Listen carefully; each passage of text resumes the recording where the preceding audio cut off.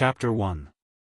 Beep beep beep, the military pager fell to the ground, and the director of SHELD stared blankly at his rapidly disintegrating body. After saying, "What the hell," he turned into ashes and dissipated in the wind of the streets of New York. Finally, a mark suspected to be Captain Marvel appeared on the screen of the pager. This is the movie Easter egg of The Avengers 3. The movie was played here in the cinema screening room, and the names of the behind-the-scenes personnel began to appear from bottom to top, indicating the end of the movie. That's it? Thanos hasn't been killed yet. Many of the audience bickered, picked up their belongings, and left the screening room one after another. Lu Ming, a high school student, sat in the best seat of the movie. He held the popcorn tube, and his whole person was still immersed in the Marvel story.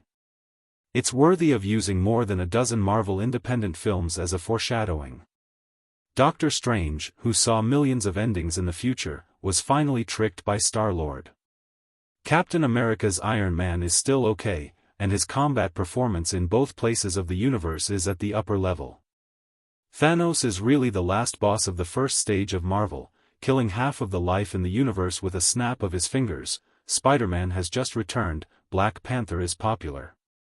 More than half of the superheroes died like this. Can they be resurrected? It's a pity that Avengers 4 will have to wait until next year. Lu Ming shook his head regretfully. For a serious Marvel fan like him, waiting for a year is really torturous. Torturous. Let's watch it again. Lu Ming stood up from his seat, and just as the curtain of the movie ended in front of him, the names of the production staff were pulled over, and a paragraph of text jumped up from the bottom. "You want to enter the world of Marvel?" Seeing the text that inexplicably appeared on the screen, Lu Ming was stunned. He didn't know if it was because of the 3D special effects, but the text seemed to be detached from the screen and suspended in front of his eyes. What the hell, is this the second Easter egg? Lu Ming looked around suspiciously. The audience had left just now, and he was the only one left in the large theater. Looking at the screen again, the text was still suspended in the center, and the color of the text began to fade from black to white, and it was about to disappear completely. "I don't believe that you can really send me to Marvel." Lu Ming chuckled and stretched out his finger to click on the option. However, just as he raised his index finger, a tingling sensation of electric shock spread from his fingertip to his entire body. "Bastard, is this even compulsory?" Before Lu Ming could complain, his vision turned black and he fainted. After being unconscious for an unknown period of time, Lu Ming woke up in a daze. He sat up from the single bed and found himself in a large wooden room. There were vintage lights hanging above his head, and there were many similar military beds around the bed. Where am I?" Lu Ming was shocked. He rubbed his eyes suspiciously and quickly confirmed with his eyes again. That was right. He was in a military camp. To be more precise, it was a European military camp in the Middle Ages. It can't be, right? I really King transmigrated? Marvel's world? Lu Ming couldn't figure it out for a while. Suddenly waking up in an unfamiliar military camp, he urgently needed to verify his thoughts. He immediately unzipped his pants, lowered his head to check, and was the first to breathe a sigh of relief. Fortunately, his brother was still here. Not only was it still here, but it had also grown in size. It seems that I didn't transmigrate, but was reborn. Although Lu Ming couldn't see his current face, he could still judge from his white skin and other conditions that he was reborn in the body of a foreign young man who was about the same age as his previous life. Perhaps it was because he had read more novels in his previous life, but Lu Ming naturally accepted the fact that he was reborn. Since he was here, he should take things as they came. If he made a fuss or couldn't accept anything, he would be digging his own grave. More importantly, since he was one of the reborn people, and he was suspected to be in a world like Marvel where the death rate of ordinary people was very high, he must have a cheat on him. Lu Ming thought of this and was about to search for a built-in system or something. At this moment, the door of the room suddenly opened, and a skinny blond young man with blue eyes walked in. Seeing that Lu Ming had woken up, the young man was slightly stunned, but then he quickly walked forward excitedly. Lu Ming also reacted quickly, knowing that the person in front of him was most likely a friend of the original owner of his reborn body. If he could hide it from him, he could get information about the identity of the original owner of his body, as well as information about the current environment and the current situation of this world. Adapting to the reborn body and integrating with the environment, this was the first stage of a reborn person. The corner of Lu Ming's mouth curled up, making sure to show a friendly smile. However, the first sentence that the young man said made his smile freeze on his face. "Kyler Riowell, right?" the young man asked. It was an authentic English. Lu Ming looked at the young man with a concerned expression, and the smile from before disappeared. His lips were tightly shut, and he couldn't help but want to curse in his heart. Bastard! Didn't they say that the entire universe spoke Chinese? Novels and comics were all lies, right? He was only a high school student in his previous life. No matter how good his English was, it was impossible for him to communicate with foreigners verbally in English. Not to mention the fact that he might expose himself if he spoke in poor English, he couldn't understand what the other party was saying at all. Seeing that Lu Ming's face had turned pale, the young man's worry increased, and he mumbled a series of greetings in English. Lu Ming squeezed out an ugly smile, his clenched fists were full of cold sweat. He never thought that a language barrier would cause such a predicament. Just as he was about to give it his all and answer randomly, a few translucent white cards jumped out from the back of the young man's head, floating and spinning with the young man's body as the center. The young man didn't seem to notice the cards around him, he was still worriedly asking about something. "For white cards?"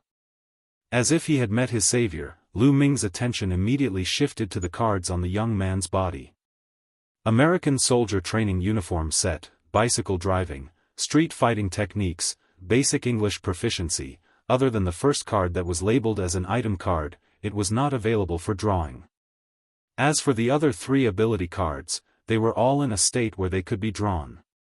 Without thinking, Lu Ming ignored the rest of the cards and focused on the last, basic English proficiency, ability card. Basic English proficiency, can grasp the common spoken and written English skills. White ability card. Current status, available for drawing. Chapter 2. Cards of abilities and items can be drawn? Is this my golden finger as a reborn person? Lu Ming did not delve into it and immediately drew the basic English proficiency card from the young man. In fact, it was just a thought. After 3 seconds of drawing time, the young man beside the bed said, "Are you really okay? You look terrible. Do you want to go to the military doctor again?" I'm fine. I just haven't woken up yet." Lu Ming tried to reply. English was like his mother tongue, and he even spoke with a local accent. "It's good that you're okay." The young man breathed a sigh of relief and handed over the cup of water and medicine in his hand. He smiled and said, "Take the medicine first." Lu Ming nodded and swallowed the pills. After drinking a few mouthfuls of water, he breathed a sigh of relief. "Phew, I feel alive. By the way, my head is still a little dizzy. I want to confirm with you, who am I, where am I?" Looking at Lu Ming's serious expression, the young man was stunned for a moment, but he quickly took it as a joke and scolded, "Kyle, are you dizzy from the fall? This is the U.S. military's training base." "Kale, military training base?" Lu Ming pondered and knew that the original name was Kale. He also tacitly accepted Kale as his new name. From now on, there was no Lu Ming, only Kale. The young man continued, "Yes, the training base. As recruits, we've only been here for a day. Maybe the weather is too hot and you fainted from heatstroke during the high-intensity running training." Heatstroke, it seemed that the original body's physique was not very good. Kale seemed to suddenly think of something.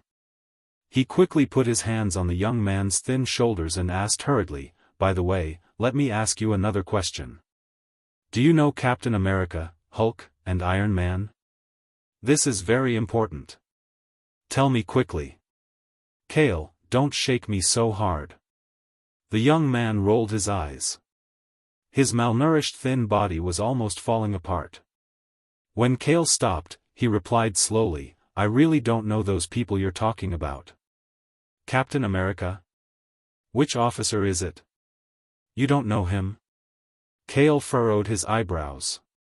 Soon, he seemed to have thought of something and asked hesitantly, wait, what time is it now? I mean the era. Kale, you didn't really hit your head, did you? The young man asked in astonishment. Tell me quickly.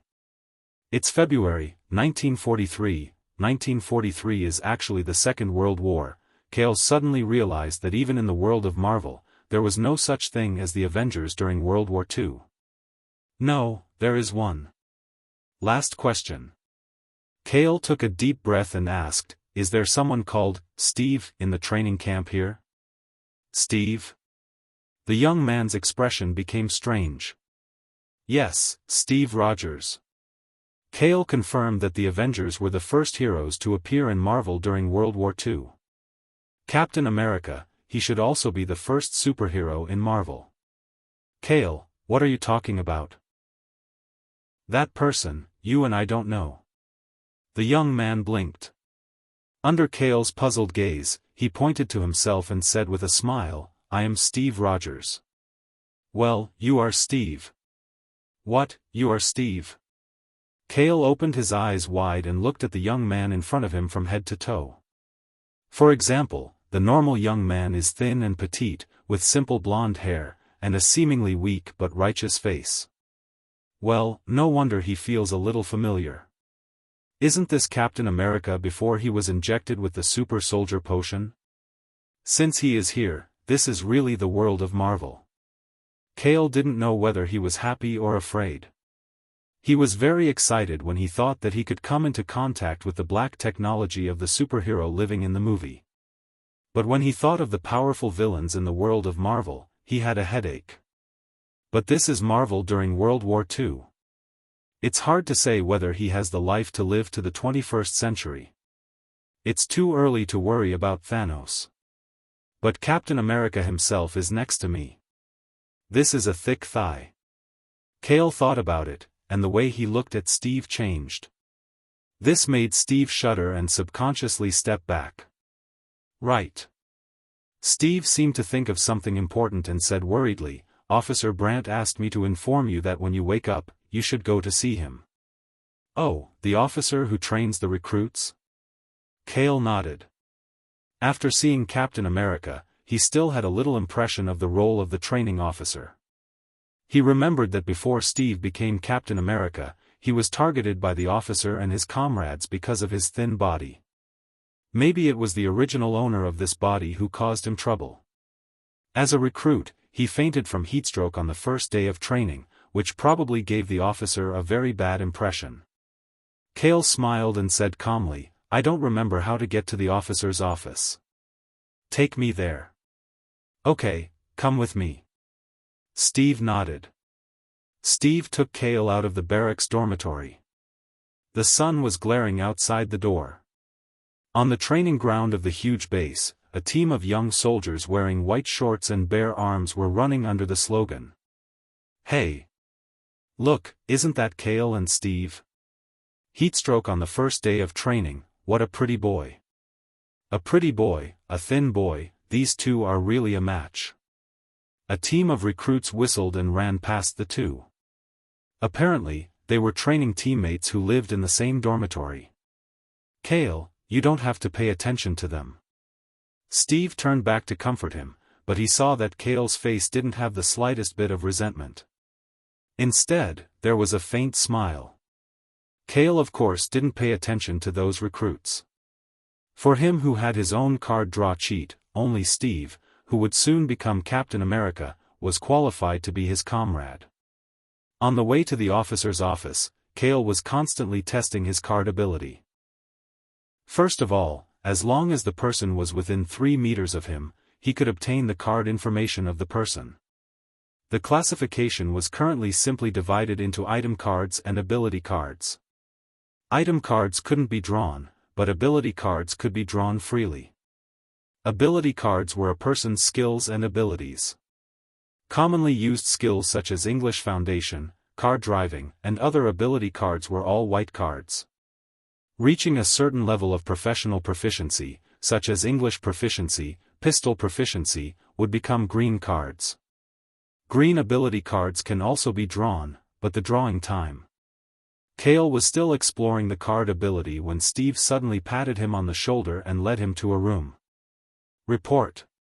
Soldier Steve, I've brought Cale here. Report. Soldier Cale. Cale followed Steve. The two stood at the door of the office and gave a standard military salute. Come in. With a dignified and calm voice, the two walked side by side into the office. The inside was also simple and clean in the style of the military camp. There was an office desk in the middle of the room. A middle-aged man in a military uniform was sitting on the office chair. It seemed to be Officer Brandt. In addition, there was a female agent in a military uniform standing next to the desk, holding a document. Soldier, how's your body? Officer Brandt looked coldly at Cale. Cale immediately replied, Sir, my body has recovered. I can immediately continue training. Oh. Officer Brandt frowned and said calmly, There's no need for training. You can go back and pack your things. Someone will take you home tomorrow morning. Steve's face changed slightly. This sentence was undoubtedly a death sentence for Cale's career as a soldier. The female agent didn't say a word. She lowered her head and recorded something in the document. Only the person involved, Cale, was calm as if it wasn't him. He said calmly, Sir, I insist on staying and continuing training as a soldier. Officer Brandt snorted coldly. Training? What training? You fainted from heatstroke on the first day. Your willpower is also terrible. You're a disgrace to the U.S. military. Tell me, what qualifications and abilities do you have to be a soldier protecting the country? Speaking of this, Officer Brandt's eyes swept over Steve. He was obviously scolding him as well. Faced with the questioning, Cale took a deep breath, took a step forward, and answered confidently, Give me a chance. I'll show you my abilities and qualifications. With this one step, Cale stepped within 3 meters of Officer Brandt. Focusing his mind, more than 30 cards of varying colors of white and green appeared in his field of vision. Good Lord, as expected of the recruit training officer. There were 9 green cards alone. Pistol proficiency, rifle proficiency, military auxiliary equipment proficiency, military boxing proficiency, soldier instructor training. You talk big. Tell me, how do you want to show off? Officer Brandt snorted. If someone with talent said this, it could be understood as confidence. If someone without talent said this, it was arrogance. What kind of talent did a recruit who fainted from heatstroke on the first day of training have? The female agent beside the desk also secretly shook her head. Her impression of Cale was worsening. Although the soldier in front of her could be ranked in the top 3 of the entire training camp in terms of looks, his willpower and self-awareness were not even comparable to Steve's. If you don't believe me, officer, do you want to make a bet with me, a soldier? After Cale saw Officer Brandt's cards, he felt more confident. He calmly said, If I win, then I'll continue to stay in the military camp. If I lose, then you can expel me from the military. Bet? You don't want to play cards or toss a coin or something, do you? Officer Brandt looked at him like he was an idiot. Of course not. I want to compete with Officer Brandt. A soldier needs talent. Cale said. Enough. Soldier, don't be too presumptuous. Officer Brandt slammed the table and stood up. He said a little angrily, You're humiliating an officer. I can totally file a complaint against you to the military court. Not only was Cale not afraid, but he said seriously, "Of course I don't mean to humiliate you. I'm serious. I want to show my talent as a soldier." "You." Officer Brandt was about to say something when the female agent beside him interrupted and asked, "Soldier Kale, how do you want to compete with Officer Brandt?" "Just, marksmanship. Any kind of gun is fine," Kale answered firmly. The female agent looked at Kale with her beautiful eyes, as if she wanted to find something on his face. Finally, she said, "I think we can give him a chance." She returned to her original silence. "You want to compete with me in marksmanship? I don't know if you're too confident or if you've given up." Officer Brandt was silent for a moment. He sat back down in his chair and said, "Then I'll let you go home convinced. 5:00 in the afternoon at the shooting range. Let's compete on the 50-meter target with a rifle." "Okay." Kale nodded. Everything was within his expectations. His attention was now on the female agent. To be able to interrupt the officer, this female agent seemed to have a powerful background. He wanted to see if she had any ability cards that could be used later.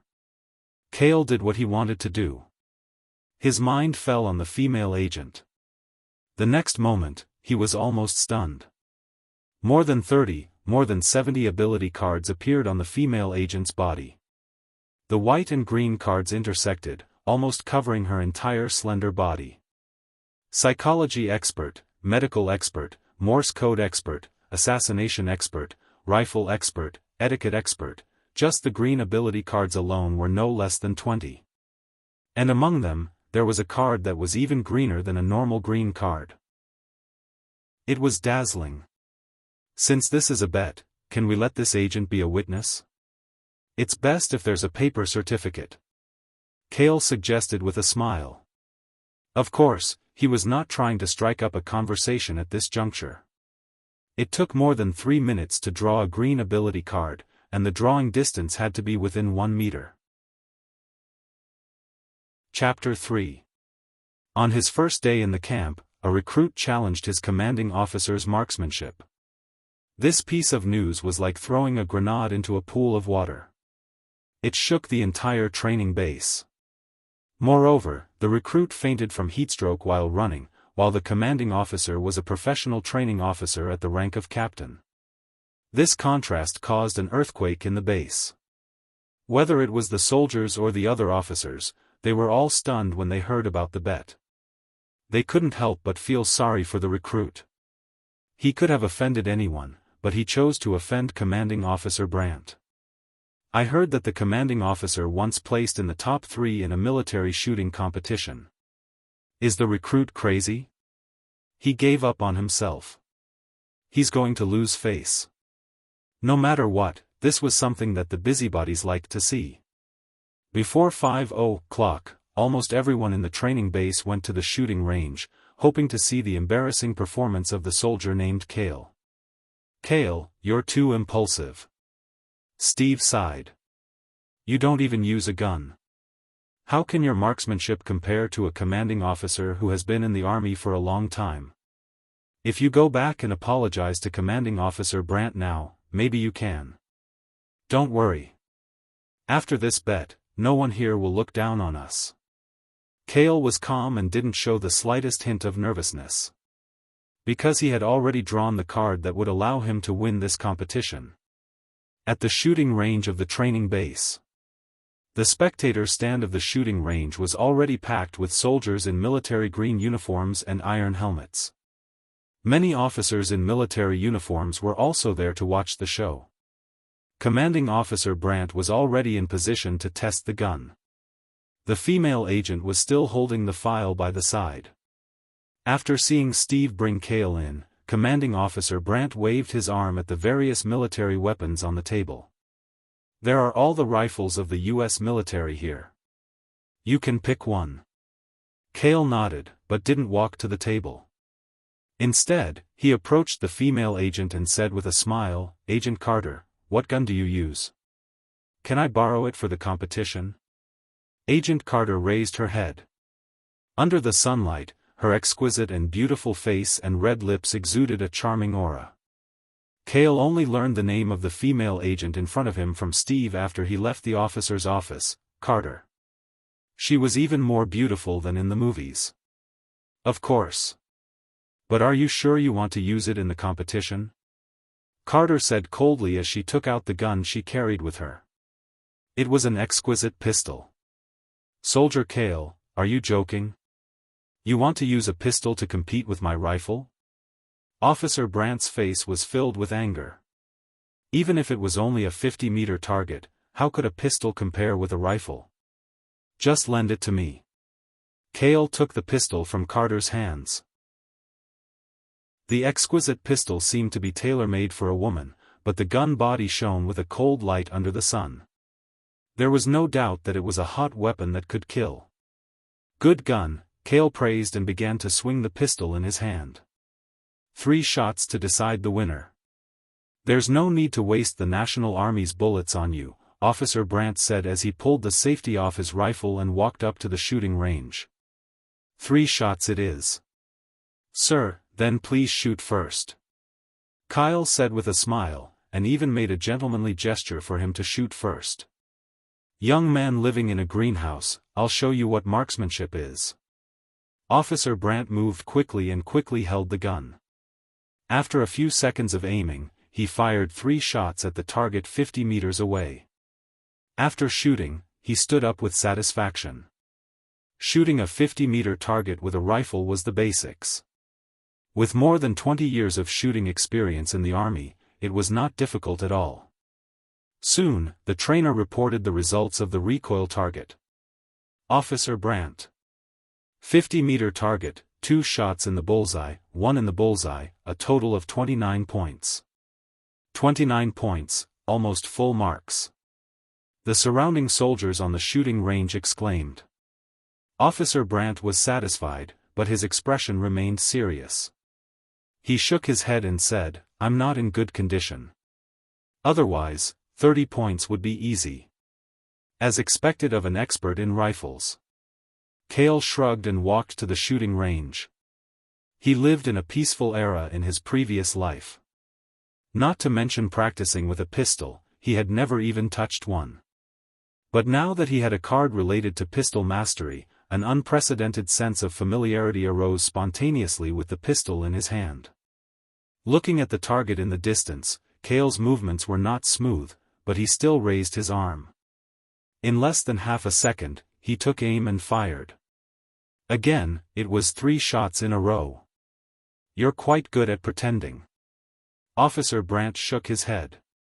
A 50-meter target was already a long-range target for a pistol. It was more difficult to hit than a rifle. If he wanted to win, he had to hit the bullseye with all 3 shots. The probability of this was close to 0 for a rookie. Sure enough, the trainer checked the 50-meter target for a long time before he reported loudly, Soldier Kyle, you're right. 50-meter target, all 3 shots missed. Score 0. The shooting range was silent, and then the audience roared with laughter. Officer Brandt was also stunned. He thought that Cale was full of confidence. Even if he couldn't beat him, he would at least hit the target. He didn't expect that all 3 shots would miss. A farce, a farce. Cale, hurry up and pack your things and get the hell out of here. Officer Brandt shook his head mockingly, but Cale, who was still standing on the shooting range, suddenly shouted, Trainer, please check the 100-meter target. A 100-meter target?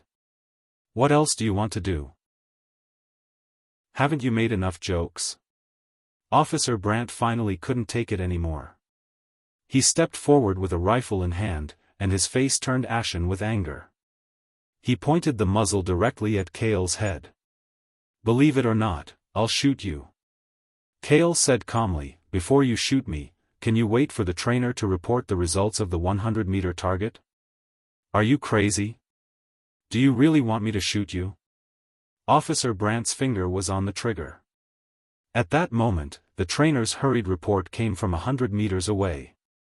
Report, Soldier Cale, all 3 shots hit the bullseye of a 100-meter target. Score 30 points. all 3 shots hit the 100-meter target. The shooting range, which had been full of laughter, fell silent again.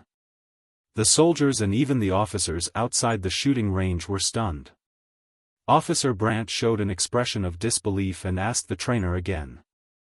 After the trainer confirmed that there was no mistake, he put down the rifle in his hand.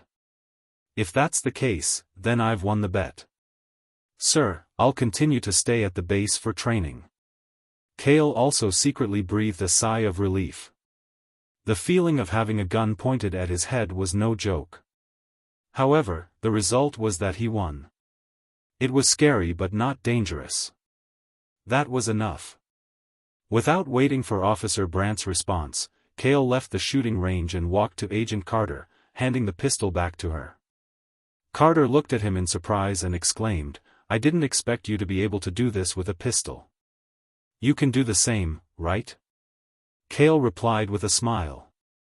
"How did you know?" Carter couldn't help but ask. "I guessed. But today, you're my goddess of victory. Next time, I'll definitely thank you properly." After Cale finished speaking, he turned and left the shooting range, leaving behind a confused Carter and an absent-minded Officer Brandt. Outside the shooting range, Steve saw Cale come out and ran over to give him a hug. "Cale, you scared me. Please, don't be so gay. I'm straight." Although Cale said that, he still put his hand on Steve's thin shoulder after the hug. "I didn't expect you to be so good at shooting. Teach me properly in the future," Steve said happily. "Of course, we're friends. Let's go eat." The two of them walked to the cafeteria with their arms around each other's shoulders and watched them leave. It wasn't clear who took the lead, but soon there was a thunderous applause. The rookies who had been ridiculing him also lowered their heads in shame. 100-meter pistol target versus a 50-meter rifle target, a complete victory. Such a sharpshooter's shooting ability deserved applause and respect from everyone in the barracks. The food in the army is nutritious, but the taste is still not that good. After eating, Cale returned to the barracks dormitory to rest. After this amazing gamble, the attitude of the rookies in the same dormitory had a 180-degree change. In Steve's words, those who had ignored them in the past were now begging to be friends with them. Those who had bullied them in the past were now behaving themselves with their tails between their legs. That was the deterrence of strength and talent. After enjoying the convenience and benefits of drawing cards, Cale fell even more in love with the feeling of constantly enriching himself and strengthening himself. There were close to 20 people in the dormitory. He was like a dry sponge, constantly drawing the abilities of the cards around him. He didn't reject any of them. But these soldiers were all young rookies. Even if they had cards, most of them were limited to white cards. There were very few green cards. And among the green cards, there were very few that had any practical value. Agent Carter was still the best. There were more than 20 green cards. When would he draw all of them? After collecting, Cale leaned on the bed and was thinking. Steve suddenly leaned on the bed and asked curiously, "Cale, what are you thinking about?" Cale, who was still daydreaming, blurted out, "I'm thinking about Agent Carter." "Ah, Agent Carter." Steve's face froze when he heard the name. "You like Agent Carter, don't you?" Cale chuckled and comforted him, "Don't worry, I won't steal the woman you like." "You really are." Steve's face was touched, but it quickly turned to disappointment. "I'll pass. I don't deserve a woman like her." "Don't underestimate yourself, Steve. You have to believe in your talent and future." Cale patted Steve's shoulder and encouraged him, "If you want to pursue that woman, keep your will and drive. Dig out your potential. I don't want you to be by my side on the battlefield in the future. After all, you are Captain America. In Marvel's World War II era, you are the main character." "Thank you, Cale." Steve nodded hard and got off the bed. "You just have to work hard and become stronger. Although I, with the ability to draw cards, will always be ahead of you."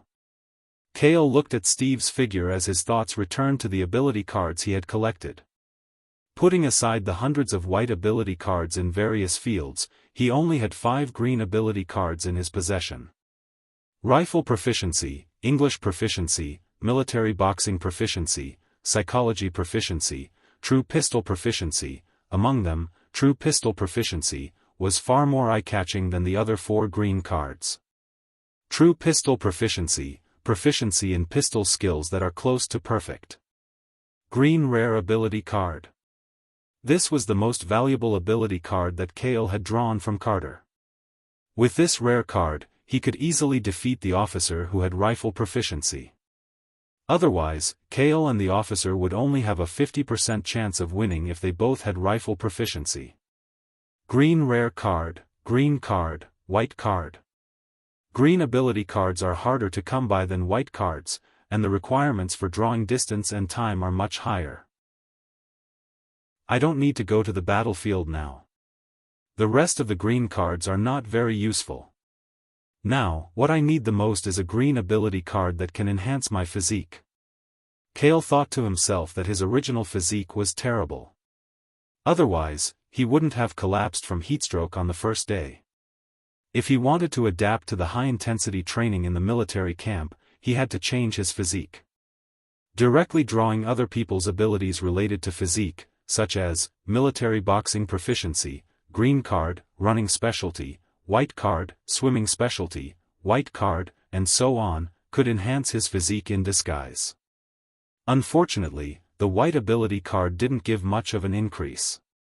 Only the green ability card gave a significant increase in physique. Tomorrow, I will continue to look for ability cards. Focus on the green ability cards related to physique. Chapter 4. Early the next morning. After the recruits finished their breakfast and did their morning exercises, they neatly put on their uniforms and gathered in the square. However, the instructor wasn't the usual Commander Brandt. Instead, it was a tall and sturdy middle-aged officer. His skin was completely tanned, and his body was filled with a murderous aura. Commander Brandt is off today, so I'll take over the shift to lead you guys in combat training. My name is Joseph Kingsley. You can call me Instructor Joseph, the instructor said loudly. Yes, sir, the recruits replied in unison.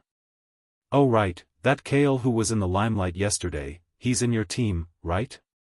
Instructor Joseph asked with a bit of interest.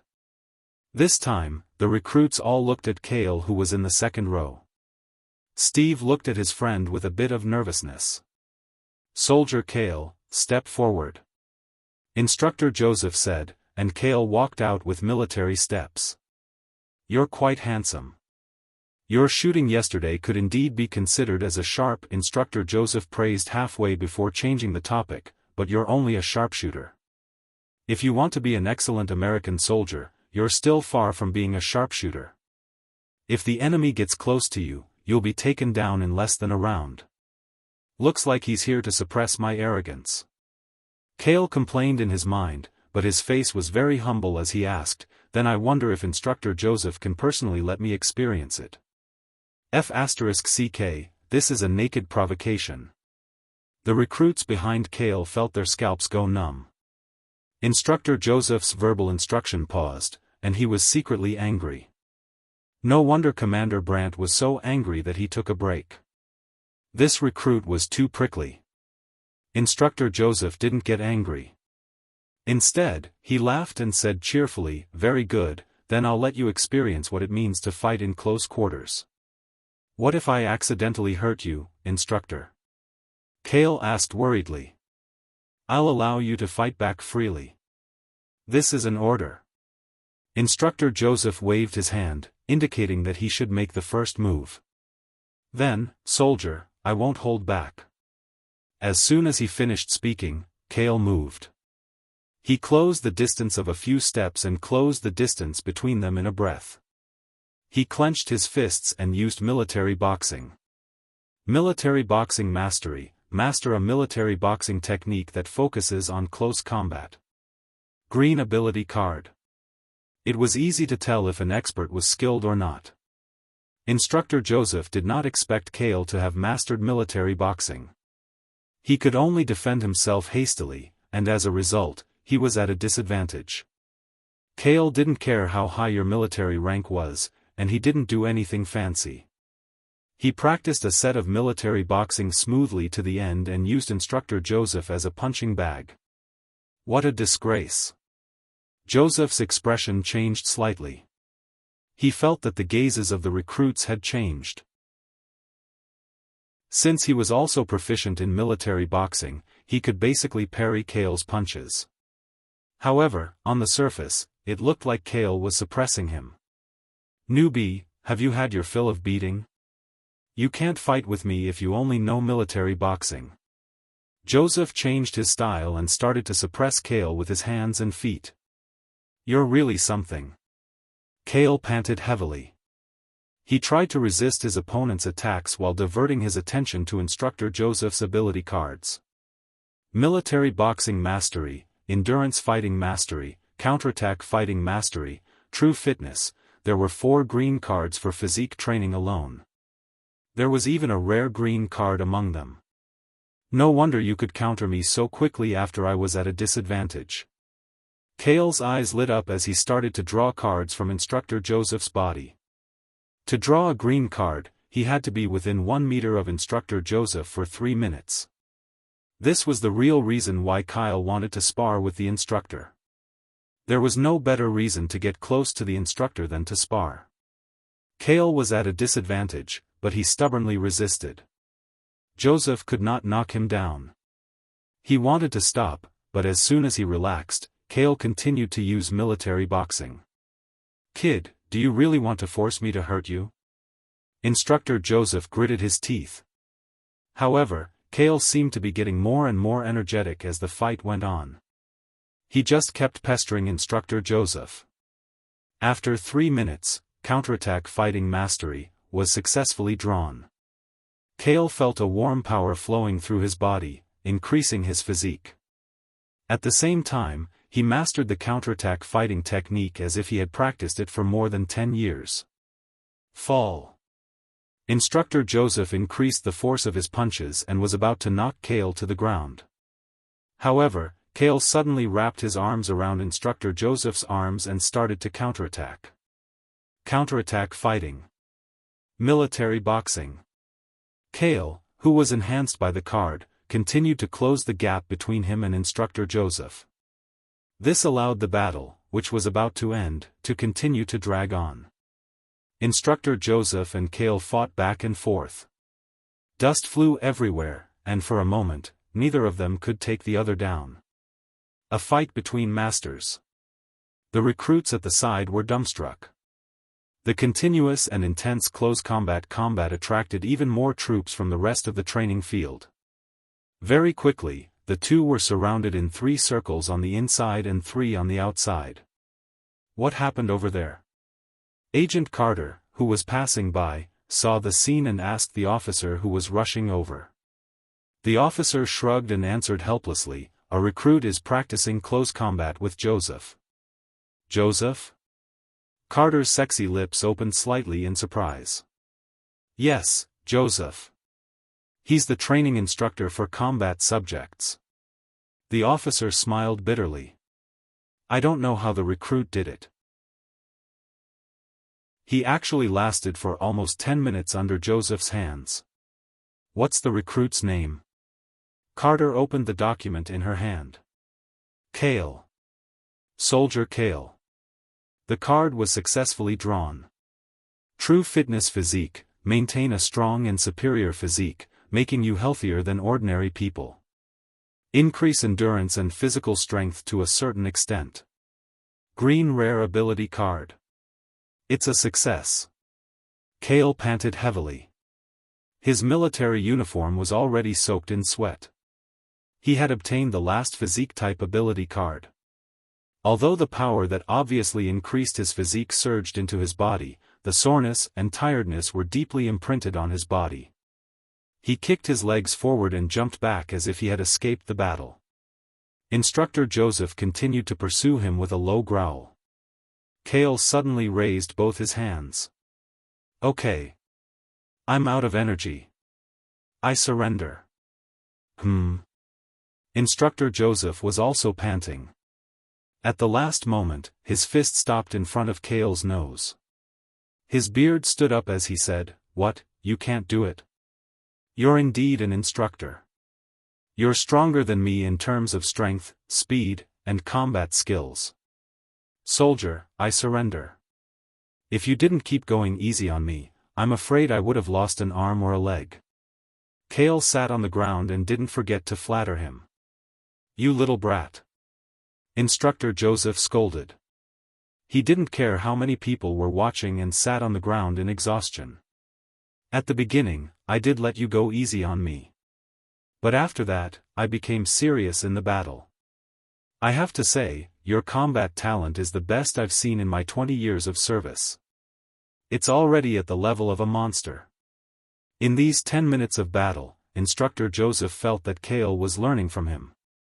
His close combat skills were improving rapidly. How could he not be surprised? "Awesome.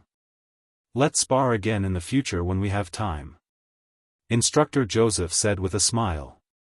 He really liked a soldier who could master combat skills so quickly. "No problem." Cale nodded without showing any signs of weakness. Other than the 3 physique-type ability cards that Instructor Joseph had just drawn, he still had a few other green ability cards.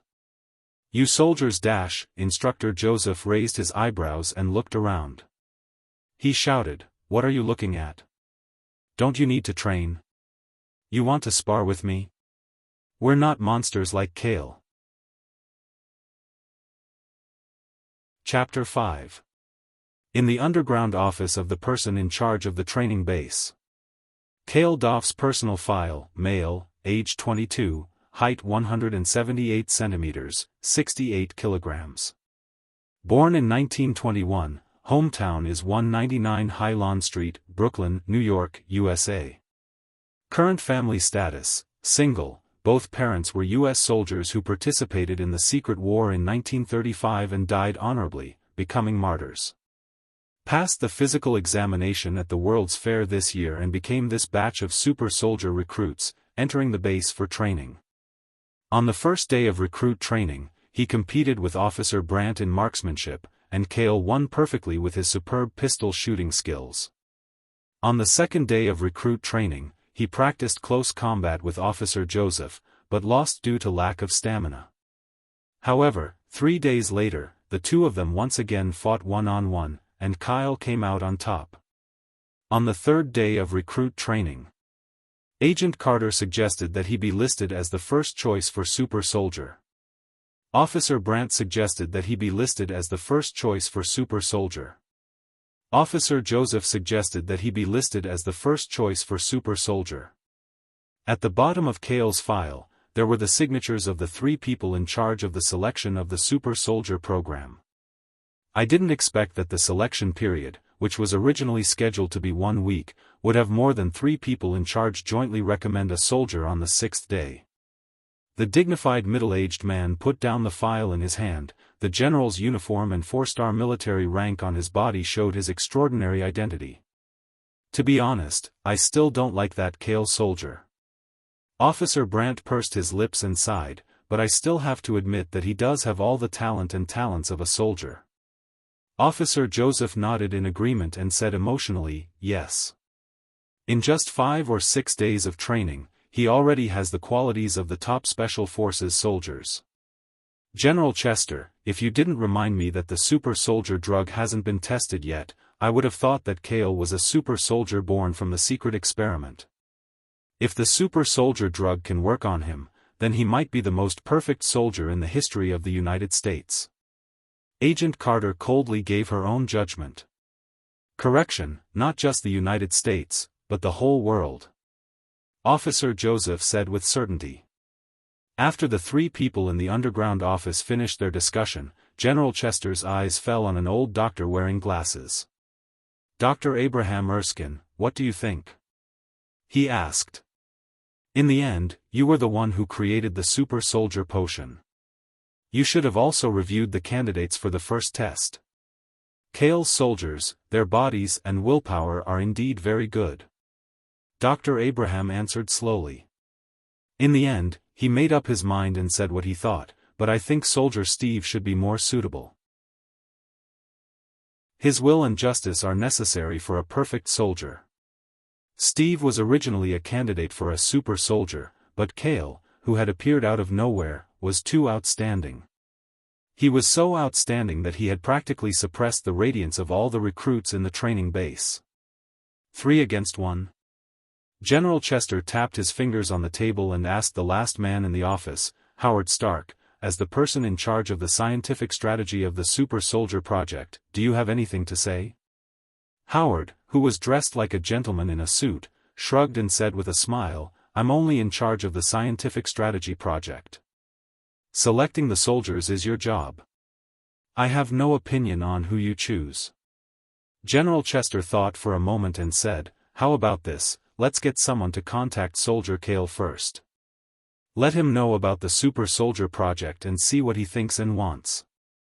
I'll go. Carter, who had always been quiet, suddenly spoke up. Okay, you go. General Chester nodded and said seriously, tomorrow, prepare for the final experiment of the Super Soldier. In the recruits' dormitory. Kale had just finished showering. His golden hair was still dripping with water. He was only wearing a pair of shorts and stood in front of the mirror with his upper body bare. His exquisite facial features were as if they were carved by a knife.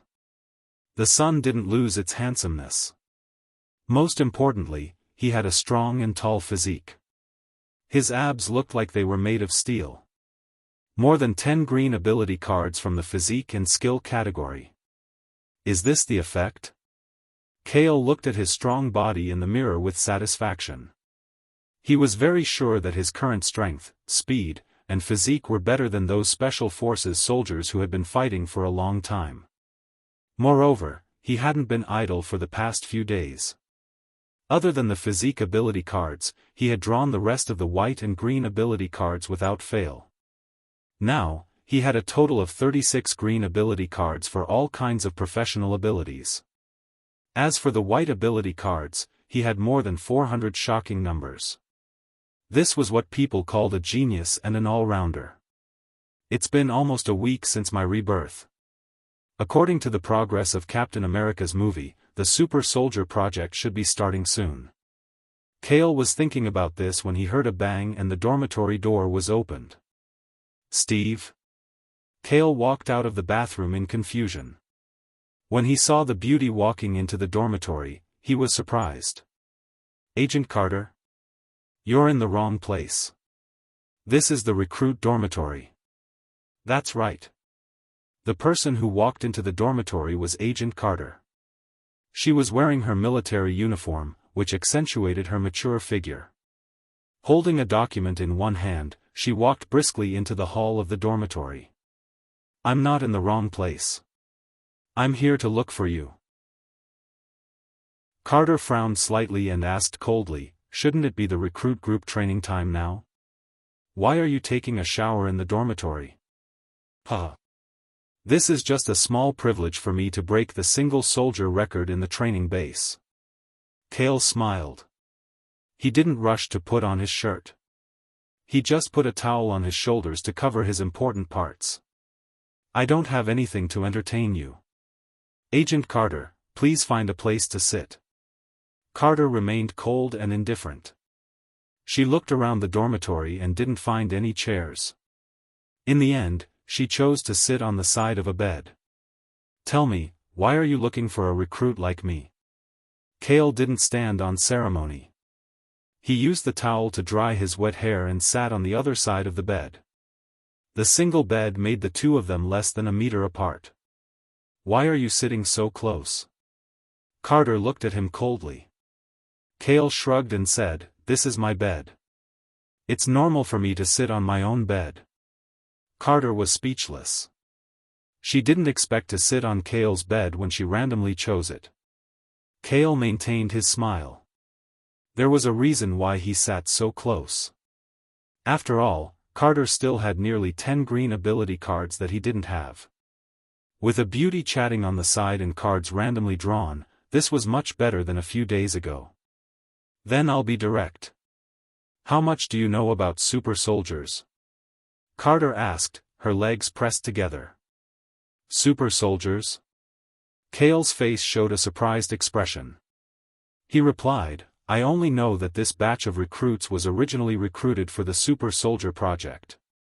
I don't know much about the rest. Let me explain it to you. The Super Soldier Project was the result of Dr. Abraham's research. It was an experiment where a type of serum medicine was injected into the human body and stimulated the cell vitality to transform the human body from the inside out.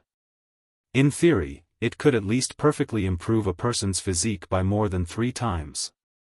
It can cultivate a super soldier's combat power that far surpasses that of ordinary soldiers. Carter explained tirelessly.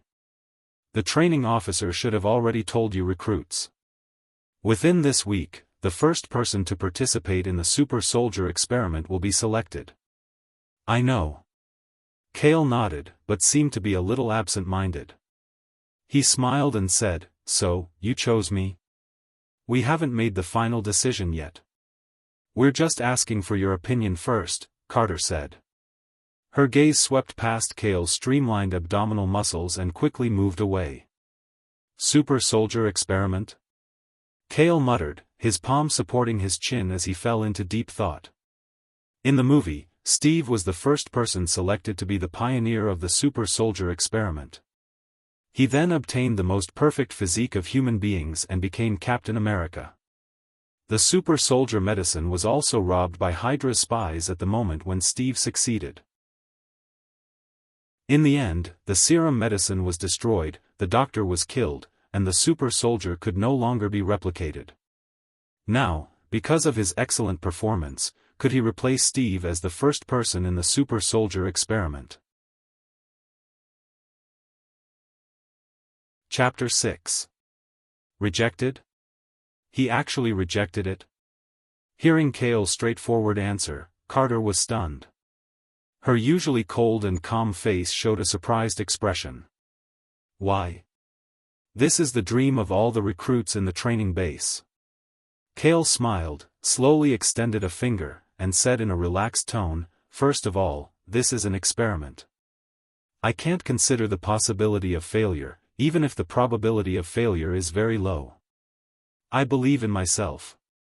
Even without the super soldier potion, I can still become the best soldier. Cale extended a second finger meaningfully. Secondly, this is also the most important point. What is it? Carter asked curiously. It was the first time she had such a strong sense of curiosity. Although I rejected the chance to be the first super soldier, I can recommend someone, Steve. He has the potential not to lose to me. I hope you can consider him carefully. Cale said in the end. Coming out of the barracks dormitory, Carter was still in a trance. In her opinion, Cale gave the chance to be the first super soldier to Steve. She didn't know if it was stupidity or loyalty. But this way, the candidate for the super soldier tomorrow is basically confirmed. Carter sighed. The first seed Cale gave up, so it was the second seed Steve. In the barracks dormitory. Cale was still looking at the green ability card he got from Carter. Suddenly, the door opened and a thin figure rushed in. Steve, why are you in such a hurry? Cale didn't even raise his head. He knew it was Steve. Cale. Why? Steve ran to the bedside excitedly.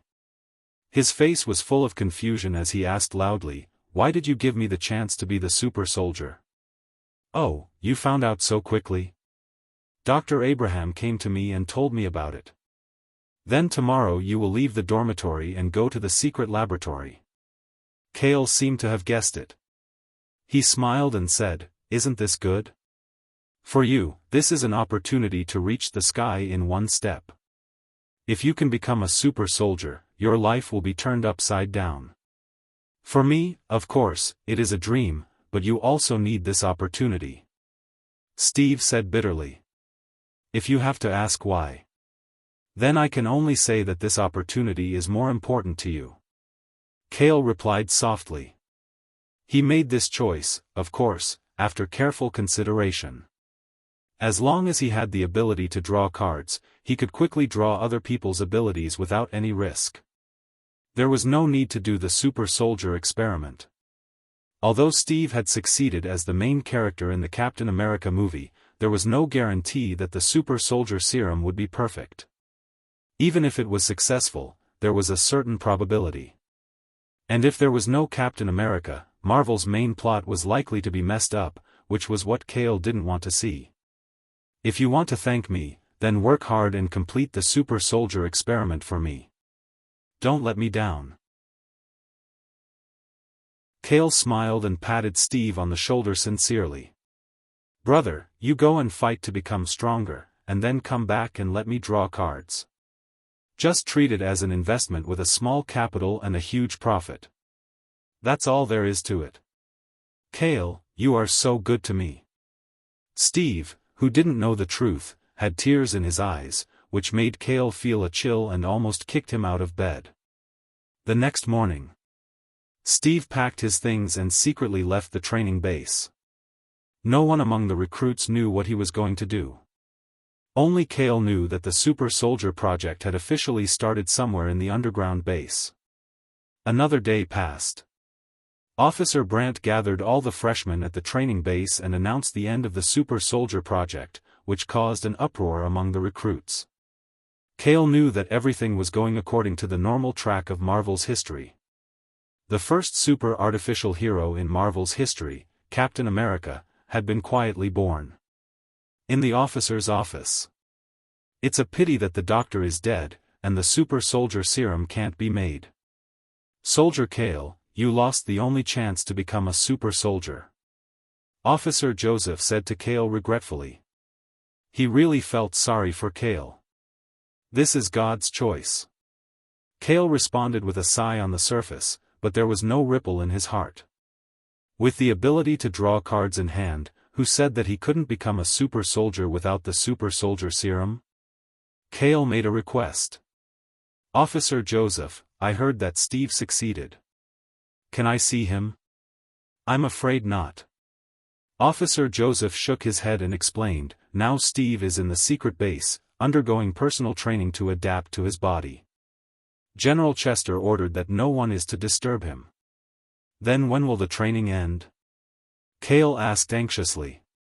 I'm afraid it will be a few months later. Officer Joseph answered truthfully. A few months. Cale frowned. This was similar to the plot in the Captain America movie, but he didn't expect the training to be completely closed off to the outside world. If he couldn't get in touch with Steve, he wouldn't be able to draw the ability card from him. The next few months will pass quickly. Oh right, General Chester also has new orders for you. Officer Joseph said with a serious face, Soldier Cale, due to his excellent performance during the training period, he will participate in the 102nd Regiment at the front line of the war as a superior recruit alone. Go to the front line? Cale was shocked. This sudden major news was far beyond his imagination. Cale, you're about to face a real war. Don't die so easily in the hands of the Nasurin. After Officer Joseph finished speaking, he placed the combat uniform, rifle ammunition, and the information about the mission to the front line on the desk. Soldier, follow the general's orders. Cale took the items, feeling a little confused. He didn't expect to go to the front line so soon and participate in World War II. His original plan was to obtain the super soldier ability card from Steve so that he could face the war with a strong guarantee, but he didn't expect it to be so sudden. This was one of the drawbacks of Cale's outstanding training in the past few days, which resulted in him graduating from the training base early and going to the front line. Officer Joseph waved goodbye. There will be a helicopter coming to pick you up in the afternoon. Go back early and prepare. Yes. Cale nodded and walked out of the office with the items in his hand. Come back alive, brat. Watching Cale's figure, Officer Joseph let out a sigh. In a large-scale war, no matter how outstanding a soldier was, there was a high probability of death. Opening the door, the warm sunlight outside bathed Cale's face, sweeping away the fog in his heart. He relaxed the grip on the combat uniform in his hand and smiled. He would straighten himself out when he got there. Now, whether it was his physique or skills, he was the best of the best. With the card draw system in hand, there was no reason for him to die in this World War II. If he were to die, he would die under the snap of the future Thanos' fingers. Chapter 7. 1943, during World War II. Led by Adolf Hitler, the Nazi Party invaded Europe on a large scale. As a recruit, Cale was sent directly to the 102nd Marine Regiment of the 6th Marine Division in the frontline area. In the afternoon, a military helicopter came to the training base to pick him up. Cale arrived at the frontline area around 9 p.m. As soon as the helicopter arrived above the temporary camp of the combat department, he understood why he was sent here in a hurry. Looking down from the helicopter, under more than a dozen warm yellow lights, the tents and military supplies in the temporary camp were in a mess. The officers and soldiers in the middle were like ants on a hot pan. F***ck, those lunatics are still pushing forward. Requesting more ammunition support. Someone, come and help me lift the medical stand. Where are the men? Is there no one coming from the rear? All troops, go to the war zone for reinforcement. We can't let them take even half a step into our territory. The combat chief used a loudspeaker to give orders. The wailing wounded with broken arms and legs were constantly carried into the tents by the military doctors on stretchers. Soldiers covered in blood carried new ammunition and equipment from the helicopters behind them, sat in muddy military vehicles, and drove into the darkness in the direction of the war zone. The U.S. military, which had always been known for its strict discipline, was now in a mess. Soldier. Are you the new reinforcements? A bearded officer covered in sweat stepped forward and grabbed Cale, who had just come down from the military helicopter. Yes, Soldier Cale is here to report, Cale quickly responded. You're the only recruit? No need to report, we don't have enough men. Take your weapons and go directly to the battlefield. You can weave them later. The bearded officer hurriedly said as he took Cale's backpack and threw it next to the military tent. He completely treated him as cannon fodder. Indeed, if a recruit with no combat experience went to a large-scale battlefield for the first time, it was basically a one-way trip. I got it. Cale took a deep breath. He was already wearing the combat uniform with a built-in bulletproof vest and a steel helmet. He held the assault rifle and jumped directly into the back of a military vehicle transporting supplies. The four-wheel-drive military vehicle came and went without stopping. It carried the supplies and quickly rushed to the front of the military zone. The two lights in front of the vehicle were like sticks that poked into the darkness. Cale gripped his assault rifle tightly. As the explosions in front of the military vehicle became clearer and clearer, his heartbeat and adrenaline continued to rise. I don't think I'm scared, but vaguely excited. Cale muttered to himself. He had drawn too many ability cards, and there were more than 10 of them that strengthened his willpower. Forget it, it was better to divert his attention. Cale's gaze fell on the supplies in the back of the car. With a thought, a series of item cards appeared on the surface of the boxes. First aid rack, emergency medical kit, military canned food supply, American grenade, assault rifle, 1 box of medium caliber rifle bullets. There were many white item cards, and there were a few green items among them, such as high explosive grenade, high sniper rifle, and short rocket launcher. These item cards were different from the past. They were all in a drawable state. I see. Cale's eyes lit up. He muttered to himself, I can't draw personal items that are in the possession of others. These supplies are considered ownerless for the time being, so I can draw freely and turn them into item cards to carry with me. It would be a waste not to take them. Kale immediately began to draw from the supplies in the car. He turned some of them into item cards to carry with him. After all, these were rushed to be transported to the front line for battle. No one would notice if there were less of them. However, he originally thought that the green item cards would be the same as the green ability cards, requiring more than 3 minutes to draw. He did not expect that the drawing of ownerless items would all take 3 seconds. 5 rocket launchers. 2 should be enough. Kale hesitated for a moment when he drew the last card.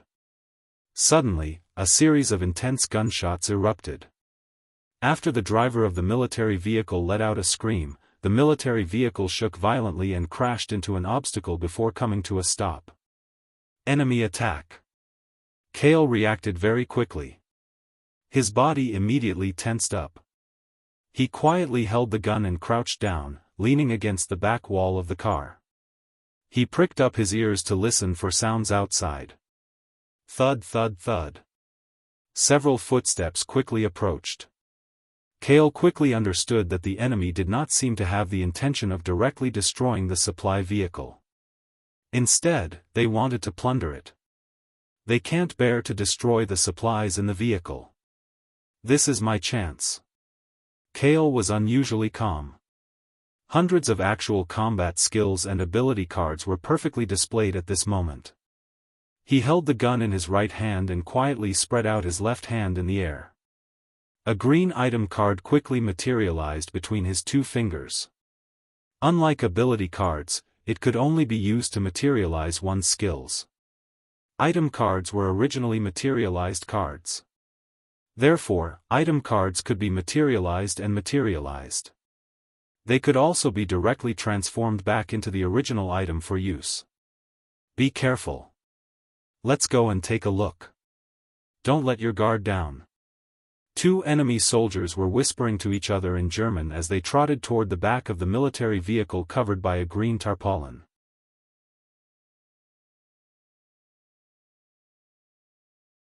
Chapter 8. After the short battle ended, Kale began to collect the spoils on the battlefield. After the German soldiers died, all the items on their bodies were available for drawing. This is... Kale looked at the 2 parchment scrolls he found on the body of a German soldier. With a thought, the information of the 2 item cards appeared in front of his eyes. Encrypted Map 1 contains the detailed terrain map of the German Army's local combat zone, as well as the location of their own temporary base. Encrypted Map 2 contains the information collected by the German elite team on the U.S. military's distribution, combat camps, and material transportation routes. No wonder they dared to go so deep into the enemy's rear. So it's the German elite team. Kale had a thoughtful look on his face as he turned the 2 parchment maps into cards. The map was equivalent to a strategy. It contained the distribution of the forces of the 2 armies, as well as the detailed terrain of the local area. No wonder the German army brought so much pressure to the U.S. military. Kale quickly drew the equipment from the German soldiers and transferred it to the military supplies in his military vehicle. Kale didn't mind having too much ammunition. He took all the military supplies that should have been plundered by the enemy and didn't feel guilty at all. Finally, looking at the military vehicle that he had plundered, Kale thought for a moment. After cleaning up the 2 bodies in the driver's seat, he also turned the slightly damaged military vehicle into a card. After drawing the cards, Kale finally had a car full of military supplies. He was fully armed. Ready to go, Kale stood on a small slope and looked at the battlefield not far ahead. It's time to join the battle on the front line. After experiencing the baptism of killing the enemy for the first time in his life, Kale had a deeper understanding of his own strength. He believed that with the ability cards and item cards on him, he would dare to fight even if it was a large-scale war. Since this was an experience that a reborn person had to experience, then let the war come more fiercely. In the battlefield on the front line. Boom! Da-da-da! The sound of bullets and cannons intersected like a symphony in a thunderstorm. Red and blue flames burst out from the muzzles of guns and bullets, as well as the dazzling light of artillery shells and grenades exploding in the night. The American and German soldiers fought fiercely. The American soldiers were mainly focused on defense. They used the rocks piled up in pits as cover and lined up in a line, constantly blocking the German soldiers who wanted to break through the front line. Even though bullets and shells were constantly reaping the lives of the German soldiers who were charging forward, the German army was still invading inch by inch with the corpses of their comrades on the ground as cover. The distance between the two armies was constantly shrinking. These people have all been brainwashed, they're all war maniacs who don't care for their own lives. A black sergeant leading an American team gritted his teeth, glanced at the soldiers around him who were struggling to hold on with bloodshot eyes, clenched his fists, and growled into the combat walkie-talkie, "Our soldiers are running out of ammunition. Are the reinforcements and supplies? If this continues, our middle line of defense can only hold on for another 10 minutes." As soon as the sergeant finished speaking, a muffled explosion suddenly sounded. The shell dragged an ear-piercing sound as it landed on the pit a few meters in front of him. A soldier on the side was instantly blown to smithereens. "This is..." The sergeant rolled on the ground from the impact of the shell. Ignoring the ringing in his ears and the discomfort in his body, he struggled to stand up. He looked forward from the destroyed fortress and saw a huge steel machine crawling forward like a monster. Countless corpses of German soldiers on the ground were crushed into meat paste by its wheels. "Those bastards, they've been holding back for so long, and they still have tanks? I was wrong, it's not 10 minutes, it's 10 seconds, and a hole will be torn in the defense line of the war zone." The sergeant showed a look of despair. As the German tank drove forward, it adjusted the direction of the artillery fire. Just before the second shell was fired, the same dull and loud sound of artillery suddenly rang out behind the sergeant. Boom! The rocket was not only ear-piercing, but the tail of the rocket was also emitting thick smoke. It drew a parabola in the air above the war zone and accurately crossed the distance of 40 meters and landed on the barrel of the German tank. Coincidentally, the tank's second shell had not been fired yet. Suddenly, under a burst of bright sparks, the steel tank was turned into a pile of scrap metal, causing many casualties to the German soldiers who wanted to break through to the front. "Nice." The American soldiers who saw this scene immediately jumped for joy. Even the black sergeant's eyes widened. The originally desperate situation was instantly reversed by this rocket. He couldn't help but turn around. He could see that a dozen meters behind the defense line of the pit, a strong and handsome young man was carrying a rocket launcher on his shoulder. It was Cale, who had just rushed over. Seeing the eyes of many soldiers focused on him, Cale smiled. "Soldier Cale, here to reinforce." This torturous and cruel defense war lasted for an entire night. It was not until the first ray of light fell on the front line that the German army gave up their suicidal breakthrough and retreated like a receding tide. This way, it could be considered a temporary victory for the American army. This was a Pyrrhic victory. The defense line divided the line of life and death. The corpses of the German and American soldiers piled up into mountains on the battlefield in the wilderness. Several miles of land was scorched, and dark red blood stained the ground. Countless remaining American soldiers didn't even have the strength to cheer. After a night of continuous high-intensity battle, their bodies and minds were already exhausted. Many directly fainted on the ground, but their hands were still tightly holding onto their rifles. Cale also sat in the pit with a tired face. His body was covered in blood and mud. This night's experience was unprecedented. Although he had the skill of a sharpshooter and could reap a life with a bullet, the harsh survival environment on the battlefield, coupled with the endless stream of enemy troops, also gave him a huge death pressure. It was like a tug-of-war against the Grim Reaper.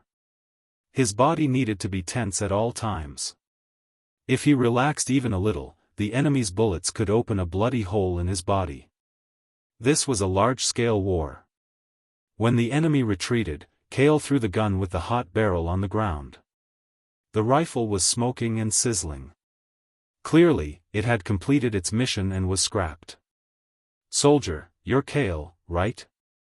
The black sergeant struggled to get close to Zhang Heng. His left eye was completely destroyed, and one of his arms was hanging down due to the bullet wound. However, he still grinned.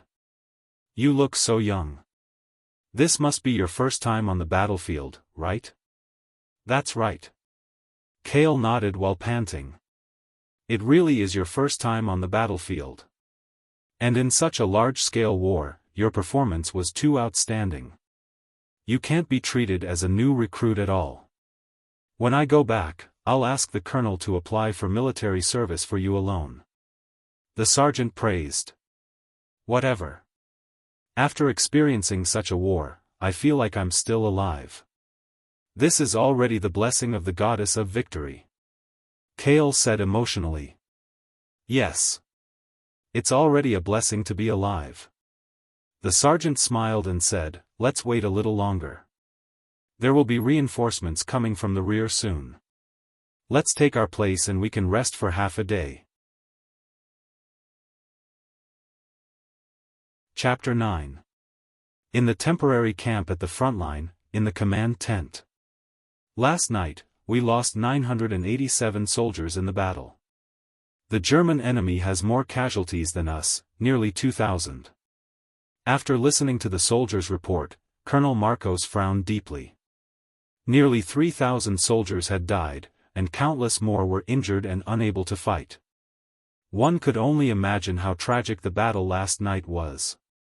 Germany's Nasser was so crazy last night that they wanted to occupy this area. They must want to use this as a strategic area and then break into the hinterland of Europe. Although they temporarily retreated just now, they will not give up so easily.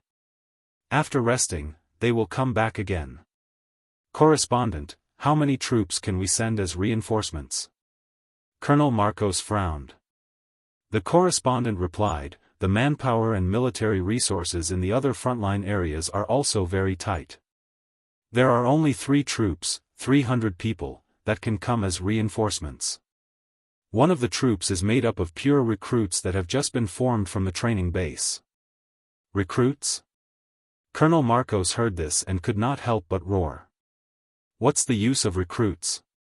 I'm at the front line, not a care center. At this moment, a soldier's voice came from outside the tent. Reporting. A soldier named Kale is here.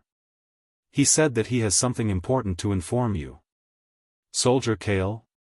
Colonel Marcos was stunned. He could not remember this person suddenly appearing in his camp. After pondering for a moment, he still let Kale in. Kale had just walked into the tent when Colonel Marcos saw him and was slightly stunned. He blurted out, "Aren't you the recruit who reported last night?" "Yes, Colonel Marcos." Kale nodded. He recognized the colonel. The colonel in front of him was the one who had picked him up last night and sent him directly to the front line. "What are you doing here?" Colonel Marcos asked coldly. Kale had not washed himself yet. His combat uniform was full of blood and filth. "I obtained a very important intelligence item from a German elite team last night. I thought it would be of great help to the battle, so I came to see you directly after the battle ended," Kale said as he took out 2 parchment scrolls from his pocket. German elite team? Intelligence item? Surprised, Colonel Marcos took the parchment and asked, "How did you get it?" "Of course I killed them and found them from their corpses." Kale shrugged and briefly recounted the encounter with the German elite team on the way to the war zone. "You killed all the enemy elite squads lurking in the rear area of our main force?" Colonel Marcos was in disbelief. Then, he opened the parchment and saw that it was a map and countless German secret codes. It really is the German army's secret signal. Colonel Marcos widened his eyes in surprise and joy. The information they gathered about the war zone should all be on there. Communication soldiers, immediately go to the rear and ask the professionals who can decipher the code to come over. No need, no need. Kale gently waved his hand. No need? Colonel Marcus and the soldier looked at Cale in confusion. A smile appeared on Cale's tired young face. It's a German code. I just happened to learn it from the professionals at the training base. 3 days later. It had been 3 days since Cale was sent to the front line to fight. At this time, in the underground research room. Bang! Bang! Bang! In the training ground, the super-heavy sandbags hanging from the ceiling were constantly thrown into the air by the powerful punches. Wearing a sweat-soaked singlet, a tall and muscular blonde youth stood steadily in front of the sandbags. Every time he punched, he unleashed an unimaginable amount of power, causing the sandbags to sway back and forth. Carter, who was watching from the side, couldn't bear to see him like this. She reminded him, "Steve, you should take a break. You should take a rest. You've been like this for an hour." Bang! Steve acted as if he didn't hear her. He was still punching the sandbags with more force, his sweat splattering on the ground. "Steve!" Carter raised his voice coldly. Only then did Steve hit the sandbag, and the swing-like sandbag finally stopped. Steve smiled bitterly and said, "What am I? A super soldier? Or an experimental subject hidden in the basement? I don't want to be like this." "Steve, your battle hasn't come yet." Carter comforted him. "When will it come? How long do I have to wait?" Steve's handsome and righteous face was full of pain. He said dejectedly, "My brother, Cale. He has gone to the front line to fight. And I, Steve Rogers, was entrusted with high hopes by him, but I stayed here to live a peaceful life without the sound of war." Cale. Hearing this name, Carter couldn't help but fall silent. "I should be able to do more than spend my boring time here," Steve said. "Of course. Soldier Steve, of course you can do more." A strong voice suddenly interrupted.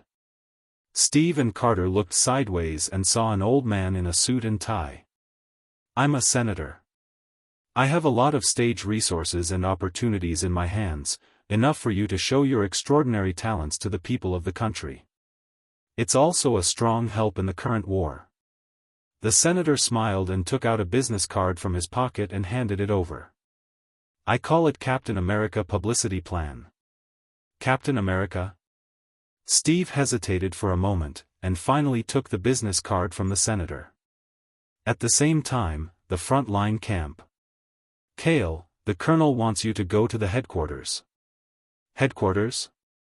Cale, who had just returned from the battle, was slightly stunned. He handed the gun in his hand to the messenger in charge of passing the message and walked directly to the white tent of the headquarters. "Soldier Cale, reporting. Come in." As soon as Kyle stepped into the tent, he found that it was full of officers in military uniforms. There were nearly a dozen of them. Colonel Marcus, the highest-ranking officer in the headquarters, was sitting in a chair. After seeing Cale come in, Colonel Marcus raised his voice and introduced, "Everyone, this is the soldier who brought back the 2 intelligence maps 3 days ago and completed the interpretation, Cale." More than a dozen officers suddenly focused their eyes on Cale. Seeing that he was so handsome and young, they also showed an amazed expression. "Soldier Cale, you really made a great contribution this time." "Yes, I heard that one of the maps was to collect information about our camp. If it was brought back by those abominable soldiers, I'm afraid this place would have been bombed by the bombs of the bombers." "Don't give me that. The second map is more important." "It's all important. To be able to bring back the intelligence maps and complete the interpretation, the quality of recruits is really getting better and better. A rare talent. Our army needs fresh blood like this." Cale was immersed in verbal praise until Colonel Marcus coughed and cleared his throat. Only then did the people in the tent stop. "Soldier Cale, you have made a great contribution to the army. After the results of this battle, I will report them together," Colonel Marcus said solemnly.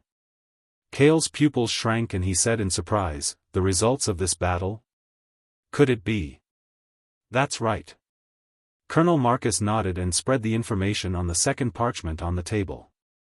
He said in a dignified and domineering manner, "Thanks to you, on the second map, there are several German camps outside the war zone marked."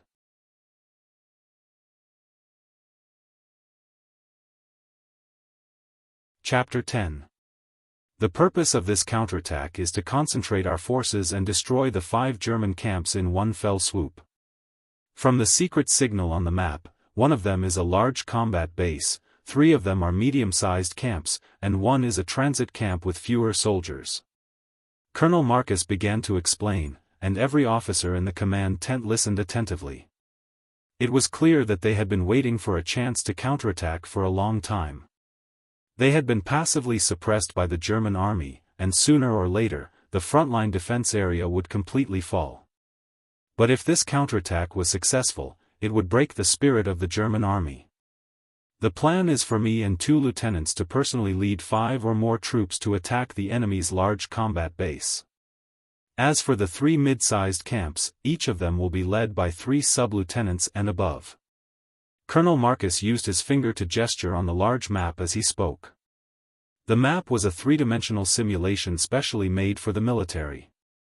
It clearly showed that there were 5 German camps and fortresses outside the defense line. It seems that we really have to do something big this time. The combat commander is personally going out, and we have the coordinates of the enemy's base. We have enough manpower to make arrangements, and we have a surprise attack at night. It will be difficult to lose this battle. Cale thought to himself. He was the one who was responsible for deciphering the secret signal, so he had long been clear about the information recorded on the map. When he heard the colonel's plan for the surprise attack, he knew that this battle was basically in the bag. This was the importance of information in war. The side that won was often the side that had the upper hand. In the following time, Colonel Marcus finished distributing the troops that each officer was responsible for and the surprise attack plan. After the officers knew that they were responsible for tonight, they quickly left the tent with a small copy of the battle plan and began to prepare for the surprise attack. Soon, only Cale was left in the command tent. The commander couldn't have forgotten about me, right? Cale thought to himself as he looked at Colonel Marcus, who had returned to his chair. But he didn't waste any time. He used the opportunity of the planning meeting to draw a few good green ability cards from the officers beside him. After accumulating the green ability cards to a certain extent, the increase in physical fitness and ability would no longer be obvious when stacking the ability cards of the same specialization. Colonel Marcus took a sip of water before shifting his gaze to Cale. His tense face relaxed a lot as he smiled and said, "Soldier Cale. Tonight's assault plan is very important. Although you just came back from the front line this morning, you still have to participate in the assault plan after resting in the afternoon." "Of course. It is my honor as an American soldier to be able to participate in the first counterattack against Nasir. Tonight, I will do my best to kill the enemy," Cale said righteously. "Your willpower and drive as a soldier, as well as your stunning performance on the battlefield, I've heard from many sergeants these days." Colonel Marcus nodded in satisfaction. He was really satisfied with this new soldier. The more he looked at him, the more pleasing he felt to his eyes. When a new recruit went to the battlefield, it was already very good to expect him to display 70% of his normal strength. But Cale, who had just arrived, performed like a veteran who had been through hundreds of battles. He was like a fish in water on the battlefield. In addition to arranging the counterattack plan, Colonel Marcus also deliberately confirmed Cale's identity with the rear base. He was afraid that he was a German spy in disguise or something. Colonel Marcus cleared his throat and said meaningfully, "But tonight, I'm not asking you to just participate in the assault as a soldier." "Not as a soldier? Then what?" Cale was surprised. He suddenly guessed something and said with a strange expression, "Colonel, you're not asking me to lead the troops to attack the 5th German small transit camp tonight, are you?" "That's right." Colonel Marcus nodded to show that he was not joking. He took out a military badge from the drawer and put it on the table. He said precisely, "Of course. You're not leading as a soldier, but as a corporal." "Me? Corporal?" Cale pointed at his nose in shock. Although the rank of a corporal was not high, in the army, it was definitely the rank of an officer. In 3 days of combat, he had directly skipped the rank of a lower, middle, and upper private to become a corporal? When did the rank of a corporal become so worthless? "What, you don't believe in your own ability?" Colonel Marcus smiled. "Of course I believe in my own ability. But to be directly promoted to corporal, I really didn't expect it." Cale shrugged and quickly calmed down. In peacetime, to be promoted from a recruit to a corporal in 3 days is impossible even if you have the support of a general, Colonel Marcus said solemnly. Colonel Marcus said solemnly, "But this is a time of world war. Soldier Kyle, the number of enemies you've personally killed in the past few days is probably several times more than what the veterans who lived in peacetime have killed in the past 10 years. Outstanding individual combat performance and superior intelligence analysis. It's a pity for a talent like you to only be a soldier. Since you have the ability and the army is in urgent need of elite talents like you, what's the big deal about being directly promoted to corporal when you have substantial military merits as a foundation?" "I understand." Cale nodded. "Heroes are born in troubled times. It's precisely because of the conflict in World War II that capable people can ignore the accumulation of experience and background and quickly rise in rank. I like this kind of period." Cale's lips curled up slightly, his blue eyes filled with confidence. For the first time, he felt lucky to have been reborn in Marvel during World War II. Colonel Marcus smiled and said, "Don't worry. After all, this is your first time leading an army, and it's such an important counterattack. I won't let you command by yourself." "That's good. I'm afraid that I'll mess it up." Cale breathed a sigh of relief. He now understood that the colonel was giving him an opportunity to train while launching a counterattack. Colonel Marcus shouted towards the outside of the tent, "Messenger, go and get Sergeant Fury." "Sergeant Fry?" Cale touched his chin. The name sounded familiar. After a while, a black officer walked into the tent. His left eye was still bandaged, but he was already wearing a full set of combat uniform and looked ready to go. "It's you, Sergeant," Cale said in surprise. Wasn't this the black sergeant he met during his first experience on the battlefield? Soldier Cale. No, it should be Corporal Cale. Sergeant Fry greeted him warmly and then saluted the colonel. "Sir. I'm Sergeant Fry. I've recovered and returned to the team. I can carry out all operations." "Very good." Colonel Marcus nodded and introduced him to Cale. "This is your partner tonight, Nick Fry. He has been a sergeant for some time and has a wealth of field command experience." Cale blinked. After hearing the black officer's name, he was stunned. Nick Fry? The new director of SHELD in the 21st century? Thank you for taking care of me tonight. Sergeant Fry nodded at Cale. He didn't have the fierce and domineering aura he would have in the future. However, he still looked very young. He was only around 25 years old. "You're welcome." Cale calmed himself down. This was World War II. Let alone the director of SHELD, even SHELD hadn't been established yet. However, to fight against the future director of SHELD.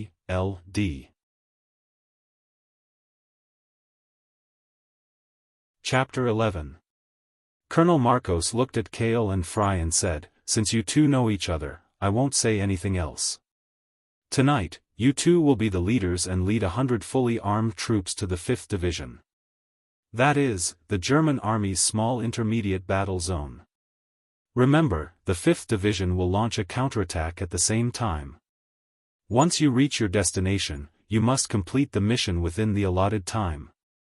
When Colonel Marcos said this, his eyes became as sharp as an eagle's. You can only succeed. Failure is not an option. Understood. We will complete the mission. Fry and Kale saluted solemnly, indicating that they had accepted the mission's instructions. Corporal Kale, you can go back and rest first. Sergeant Fry, you must arrange for the troops to gather now. When the time is up tonight, the two of you will lead the troops and set off on time. Colonel Marcos handed over the mission brief and a small battle map to the two of them before letting Kale and Fry leave. Kale, I'll see you tonight. Fry said goodbye to Kale as soon as he left the command tent. Although his left eye was still injured, he was very serious about the mission. After saying goodbye, he jogged to the temporary camp supplies area. Kale returned to his temporary tent. Humans were not made of iron. Although his body was at the top level among soldiers, he was still a little tired from the continuous battles. Lying in the uncomfortable bed, Kale closed his eyes and rested. His mind entered a huge space. Card space. It was as if he was in a dream. In a vast, boundless white cubic space, the hundreds and thousands of cards that he had accumulated on a daily basis were spinning like a hurricane. Although tonight's attack is very confident, I still can't be careless. I have to think of a way to increase my combat power. Kale's mental clone was in the center of the card storm, looking at the cards that constantly flew past in front of him. During those 3 days, his ability to draw cards had clearly improved even further. First of all, he had the ability to enter the card space with his mind. He could freely view and read the cards he had drawn and use the cards in simulation. Then, he would obtain a card drawing ability called Sacrificial Draw. As the name suggested, the sacrificial card draw was to choose any 10 item cards of the same color and grade from the inventory of one's card space. After the sacrifice, there was a high probability of drawing any card of the same color and a small probability of drawing any card beyond the first grade. Beyond the first level was equivalent to a qualitative leap from a white card to a green card. Up until now, Kale had yet to obtain a card that was higher than green, whether it was an ability card or an item card. What kind of card is beyond green? Kale was very curious. According to the positioning of the rare green card that he had come into contact with so far, if it was an ability type, then it had already reached the peak of the professional level. If it was an item, then it would be a valuable item. It was a card of a higher level than green. That ability card should be classified as a superpower. As for the item card, it could be considered a real black technology item. No matter which one it is, it will be of great help to me in my current situation, Kale muttered to himself. With a wave of his hands, he separated the ability cards and item cards in the card space. The next step was simple. Kale kept some items of combat value and collected most of the item cards that could be sacrificed. In the end, he summed up the results. Green item cards, 66 pieces. White item cards, 389 pieces. I still feel that it's not enough, but this is the result of my continuous back and forth between the battlefield and the drawing in secret for the past 3 days. Kale sighed, a little reluctant to go on with the next step. Sacrificial draw, you have sacrificed, assault rifle, military bulletproof vest, rifle cartridge, communicator. The 10 selected white item cards disappeared from the card space, and then a brand new white card appeared. Draw successful. Congratulations on obtaining life extension. Life extension card? Kale's heart skipped a beat. He quickly reached out to take the new white card and checked it. Life extension increases the user's natural lifespan by 3 months. Rare white ability card. Current status can be used on others. Increase my natural lifespan? How should I put it? It won't take effect if I'm killed, right? Kale could not hide his disappointment. This life extension card seemed to be different from what he had imagined. But it was only a rare white ability card. How could it achieve the godly effect of resurrection? But this ability card can be used on others. It's not a bad card. Who knows, maybe a higher-level life-saving ability card could really bring the dead back to life. Kale thought optimistically and quickly continued with the sacrificial draw. I've been reborn as a European. Give me some luck. Draw successful. Congratulations on obtaining gentleman's suit. A single piece of clothing? Congratulations my ass. Kale's heart was bleeding, but his body was very honest. He continued with the sacrificial draw. Draw successful. Congratulations on obtaining stainless steel cup. This is too lousy. Continue with the sacrificial draw successful. Congratulations on obtaining Japanese basic proficiency. What's this? Draw again. Draw successful. Congratulations on obtaining Warring States saddle. What a loss. What a loss. 10 white item cards in exchange for this thing. Kale's thought incarnation's eyes were bloodshot. He stared at the cards like a gambler. He finally understood that the sacrificial draw allowed him to draw any card. The range of the word any was too wide. The things that could be drawn were not uniform. However, some item cards were useless. He might as well use the sacrificial draw and try his luck. Draw successful. Congratulations on obtaining bat. Bat? There are animals? Kale was slightly stunned. His gaze quickly fell on the new card that had appeared. Bat, can summon an ordinary bat to fight for you. White creature card. Current status, can be used continuously. Do you want to summon it? Creature card? Kale suddenly understood. He had obtained ability cards and item cards directly from the resources around him. This was the first time he had seen a third type of card. If there were a certain number of creature cards as support, wouldn't I be promoted to a summoner directly? Kale smiled and placed the bat card as a combat resource. He continued with the sacrificial draw until more than 300 unused white item cards were used up. Other than a bunch of foreign language cards and 3 rare white, add life, cards, there were only 2 creature cards, bat, and Shiba Inu, that were of practical value. After sacrificing more than 30 white cards, he did not get a single green card. The small probability of drawing a card that was beyond the first level was too small. Kale was helpless. He shifted his gaze to the 60 green item cards. Most of them were dug out from piles of corpses on the battlefield. It was not easy to get them. There were only 6 sacrificial draw chances left. If people die, then there's nothing left. Kale gritted his teeth and sacrificed all 60 green item cards at the same time. Sacrifice, draw. Draw successful. Congratulations on obtaining, add life, luxurious evening gown, poisonous hornet's nest, Nepal army knife, street parkour, stealth. This is. Kale's eyes widened.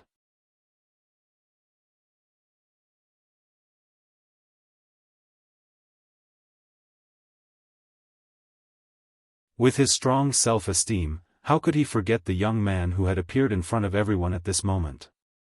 In just a short week, he made all the professional instructors gasp in admiration. He broke all the individual combat records in the training base and refreshed all the shooting targets for pistols, rifles, sniper rifles, and rocket launchers. Even though Kale had gone to the front lines in advance, there were still rumors about him circulating in the training base. There was even an exaggerated trend of evolving into a legend. Even those bad-tempered instructors often used Kale as an example to reprimand the recruits. Silence. Fry raised his voice. His sharp gaze swept across the crowd, and the noise in the 100-man troop quieted down. Kale didn't choose to carry a military backpack. Instead, he carried an assault rifle on his shoulder, a Nepalese army knife in a leather scabbard on his waist, and 2 small pistols on the left and right sides of his legs. He could be considered the lightest person in the troop on the field. He walked directly beside Fry and coldly faced the gazes of the soldiers. While the recruits in the troop were puzzled, Fry introduced with a straight face, "This is Corporal Kale. He is also one of the commanding officers in charge of tonight's operation. For tonight's ambush mission, all of you must listen to both of our orders. Do you understand?" "Understood." The soldiers replied in unison. Even if they were given 100 guts, they wouldn't dare to say no. "Corporal Kale?" George was already dumbfounded when he saw Kale. Now that he heard his military rank, he couldn't help but lower his head in shame, afraid that Kale would recognize him. The recruit who was talking to George also felt like he had been slapped in the face. He muttered to himself, "I was wrong. Monster. As expected, he's a monster no matter where he goes. It's about time to depart, right?" Kale asked Fry. In order to master the newly drawn card, he spent a lot of time to arrive at the right time. "Yes, it's time to depart." Fry lowered his head to look at the time displayed on the device in his hand. He waved at the 100-man troop, "All soldiers, listen up. Follow the military vehicle and jog towards the mission location." After Fry finished speaking, he and Kale got into the military vehicle that was idling in the air. The military vehicle with excellent off-road performance braked quickly and led the way towards the wilderness outside the combat camp. The ambush mission. They didn't directly cross the defensive line. Instead, they took a big detour in the wilderness to avoid the enemy's detection and directly turned towards the mountains and forests beside the wilderness. After arriving at the designated location, Fry and Kale abandoned the military vehicle and led the 100-man troop up the mountain. They groped their way through the dense forest in the dark. If they didn't know the exact location of the German camp, this detour would just be fooling around. However, under the premise that they had information, they could penetrate deep into the enemy's camp. After crossing this mountain, we'll be very close to the location of the small transit camp in the intelligence report. Soldiers, pass down the order. Everyone is to enter a state of alert. If you see the enemy, don't alarm them. Stay quiet and wait for orders. Kale, who was at the front of the troop, said coldly. Although it was his first time leading troops, he had a certain degree of confidence and dominance. Fry, who was beside him, suddenly frowned and said, "Kale. I feel that something isn't right." Kale looked at him in surprise. Fry used a small flashlight to shine weakly on the mission map and said solemnly, "Look at the map. After crossing this mountain, it's not very far from the battle zone. However, it's too far from the German camp. This location is not suitable as a transit station for the transportation of resources. You think the information we received is fake?"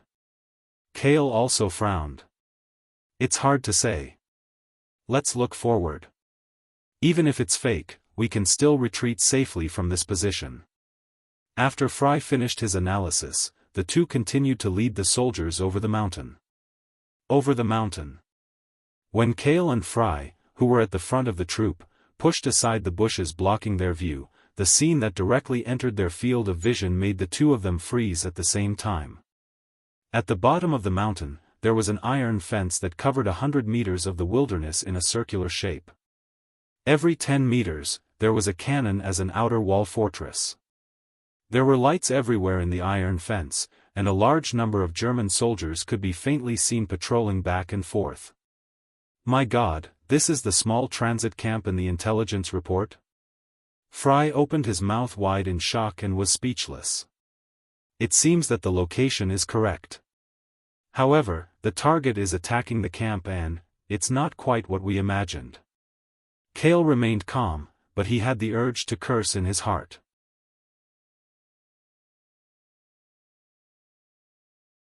Chapter 13. I think I'm starting to understand why. Kale looked at the enemy base at the foot of the mountain and judged, the information we got from the sheepskin map, which is the location of the German camp, is true. But Na Surin left a trick in the secret signal. Fry said thoughtfully, so that's how it is. They actually switched the size of the camp, that's right. Kale nodded. Of the 5 enemy camps, only 1 was a large base, 3 were medium-sized camps, and 1 was a small transit camp. The German army had switched the secret signal of the large base and the small transit camp. It had to be said that they were very experienced. Fry smiled bitterly, in other words. What we are facing now is the enemy base that the colonel was supposed to lead 5 troops to raid. And the target that the colonel is leading his troops to is the small camp that we should have taken care of. It's useless to complain now. Kale said coldly. Fry, you have more experience in combat than me. What do you think we should do in this situation? Fry frowned and stared at the enemy base in the distance with his one eye. After thinking for a moment, he said unwillingly, it's obvious that we can only give up on the raid mission. With a mere 100 troops, even if we have the initiative, we will undoubtedly die in vain. Kale continued to ask, can't we contact the colonel through the communication device we brought over? No. Fry shook his head and said without even thinking, we are too close to the enemy base. If we use the communication device at this distance, the signal will be easily intercepted by the enemy. Moreover, there is not much time left for the rest of the troops to launch the raid. Once the other 4 enemy camps are attacked by our troops, the large base here will receive the news. Kale said expressionlessly, so. Using conventional combat judgment, we can only give up on the raid mission, right? Fry, have you forgotten? We promised the commander that we would complete the raid mission. But, Fry looked troubled. No buts. Kale interrupted him and continued to guide him. If we give up the opportunity to attack a large base now, it will be very difficult to find such an opportunity again when the enemy is alert. Fry seemed to have realized something as he looked at Kale in surprise. He said with a straight face, don't keep me in suspense. Do you have an idea? I still can't hide it from you, but this isn't an idea, it's a battle plan. Kale smiled faintly and leaned over to whisper a few words into Fray's ear. Fry stared at Kale as if he was looking at a madman. He trembled as he said, infiltrating the base alone? Are you crazy? Or do you want to die? Kale shrugged and said seriously, I'm not crazy. At this point, if he wanted to complete the mission, he could only take the risk and give it a try. If we can infiltrate the enemy base, destroy the defense mechanism inside, and launch a sneak attack from the outside, there is a certain chance of success. It's not that easy to infiltrate a large base like this. Fry shook his head and said. That's my problem. I just need your approval and support, Kale said coldly. Fry fell silent. He stared at Kale with his single eye for a while before speaking slowly and forcefully, to be honest, I have no reason to dissuade you. After all, no one wants to give up before the mission has even begun. You can give it a try, but I'll say this first. If you fail, I'll immediately retreat with my troops. Don't worry, I've never placed my life on someone else. Kale threw down these words and immediately charged forward. He used the slope to increase his speed, and his figure quickly disappeared into the night below the mountain. He really is a madman, Fry sighed. A single soldier heading directly to a large base was undoubtedly a suicidal act. However, for some reason, Kale gave him a feeling of complete confidence. Perhaps it was because of this strange feeling that made Fry agree to this extremely risky method of combat. After Kyle left the team, he first took off his American combat uniform in the jungle at the foot of the mountain. He then selected a suitable German soldier's combat uniform from the card space and changed into it. Of course, Kale wasn't going to die when he proposed to infiltrate the enemy base alone. He had enough confidence to protect himself. This confidence came from the blue card he had drawn from the sacrifice today. Stealth, transform into a nightwalker hiding in the shadows.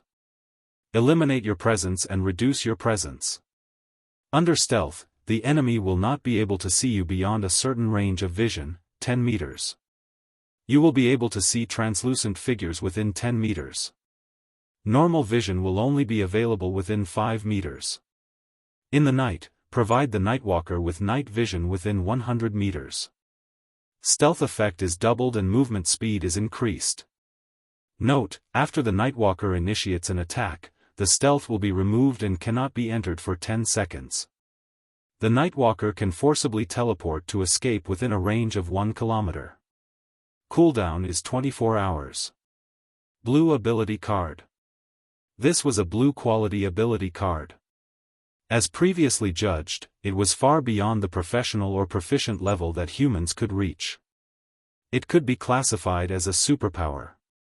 After Kale had the stealth card, the individual strength that he could now exert could no longer be defined as a human's ability.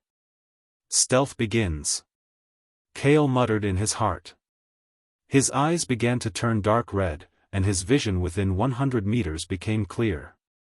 At the same time, his body seemed to be wrapped in a cloud of fog, faintly discernible in the night. Under the Nightwalker state. Kale held the Nepalese army knife in his hand and jogged toward the enemy base half a mile away.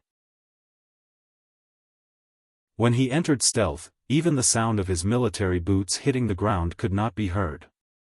Safely approaching the enemy base, Kale suddenly stopped and looked at it from 50 meters away. Rows of lights hung high on the iron fence wall. Once one's figure was exposed under the lights, the enhancement of stealth would be greatly reduced. Kale was still thinking about how to sneak into the base when suddenly, from 100 meters behind him, 2 beams of light broke through the darkness of the wilderness. A German-style military vehicle was slowly driving toward the main gate of the base. A military supply vehicle? Kale's heart skipped a beat. He maintained his stealth state and crept toward the military vehicle. Thud thud thud, light but frequent footsteps could be heard on the desolate plain. Kale sneaked to the front of the military vehicle. Seeing that the front of the vehicle was about to crash into him, he directly dashed forward, exposing himself. Whoa! The German soldier who was driving the vehicle was taking a nap. Suddenly, he saw a figure dashing out from the front of the empty vehicle. He was so frightened that all his hair stood on end. He instinctively stepped on the brakes.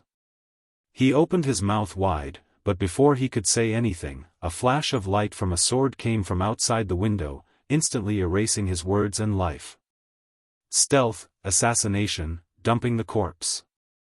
The whole process was smooth as flowing water, as if it had been rehearsed many times. The military vehicle stopped as the engine turned off. Kale coldly threw the German soldier who had his throat slit out of the driver's seat. It was a little like killing monsters to drop equipment in online games. A few item cards that could be drawn from the corpse on the ground appeared. German soldier's ID, German soldier's combat suit, German pistol, after a while.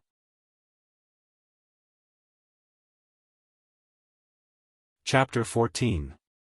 In a large German base. The 3-meter high-speed rail network surrounded the large base like a bucket. As the only gate that was not protected by the iron fence, there was also a fort and nearly 30 well-equipped German soldiers guarding it. It was late at night, and many of the guards were yawning. At this moment, the sound of an engine came, and a German military vehicle drove toward the main gate from a distance. Stop, stop. Even though they saw that it was their own car, the guards still put down the car barricade at the main gate and stopped the military vehicle. What's the situation? The bearded guard captain led a group of armed soldiers forward and knocked on the window to ask. The window of the military vehicle quickly rolled down, and the driver wearing a flat leather hat handed over the soldier's ID. He tiredly replied in German with a hoarse voice, military supplies. Routine inspection. The guard captain waved his hand, and 3 or 4 soldiers immediately stepped forward to inspect the supplies in the back of the vehicle. After a short while, those soldiers returned to the guard captain's side in a slight panic and whispered a few words in his ear. Sensing that the guard captain's gaze had returned to him, Kale, who was pretending to be the driver, raised his eyebrows. He subconsciously lowered the brim of his hat, and the shadow covered most of his young face. Was he exposed? Cale's face was expressionless, but his body was secretly in a tense state. As long as the German guards noticed his identity, he would immediately use the forced teleportation that came with stealth to escape. The guard captain waved his hand and told the soldiers to step back, and he went forward alone to the window of the military vehicle. Just as Cale was secretly on guard, the guard captain's serious face suddenly revealed a smile. He happily took out a rolled cigarette from his pocket and handed it over. "Brother, it's so late and you're still helping your superior with the mission. It's really hard on you." Cale naturally took the cigarette and coldly replied, "You're welcome. This is what I should do." "Okay. Hurry up and let us in." The guard captain shouted, and the car barricade at the main gate of the base immediately opened. Cale did not hesitate. His right foot stepped on the gas, and the military vehicle roared into the base. The inside of the large base was not as simple as a temporary combat territory, especially the German base that was famous for its strict military law. There was a lane that could allow two vehicles to pass side by side, and there were all kinds of wooden or tent-built camp houses on both sides. Even inside the base, there were lights at regular intervals, and a patrol team of 6 German soldiers was patrolling. Cale used the corner of his eyes to observe the distribution of the patrolling team as he drove the car deep into the base, which was the warehouse area where a large number of vehicles were parked. The warehouse area of the warehouse was quiet and empty. Cale took the opportunity to stop the car. He was not in stealth, and walked directly to the back of the vehicle. "I was too careless just now. I forgot to check what the military vehicles were transporting. To be able to make the guard captain of the base give me a cigarette as a compliment." Cale muttered to himself. The card-like Nepal army knife was already quietly held in his right hand, while the other hand pulled down the iron gate of the rear compartment. Creak. The metal door at the back of the car opened, and at the same time, a faint whimper came from inside. "This is..." Cale frowned and jumped into the back of the warehouse. The dark vision inside gradually became clear. The so-called military asset was a girl. Yes. It was a white girl who looked only about 16 years old. Her bright blonde curly hair was wet with sweat. Even in the dim light, it was difficult to hide her delicate porcelain doll-like face. She was only wearing a thin white dress, and her immature figure was already showing off. Her entire body was tied up with military ropes, and her mouth was taped. She was curled up and placed in a large wooden box. There was a white label on the big wooden box, and on it was written in German, "The European Land Base's Goods, Officer Leo." These bastards. Seeing this, Cale gritted his teeth, and an uncontrollable anger surged in his heart. Although he did not hate war, he had never been interested in this kind of evil behavior that invaded the homeland and robbed girls as goods.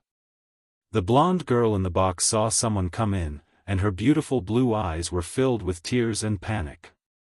Because her mouth was covered with tape, she could not speak.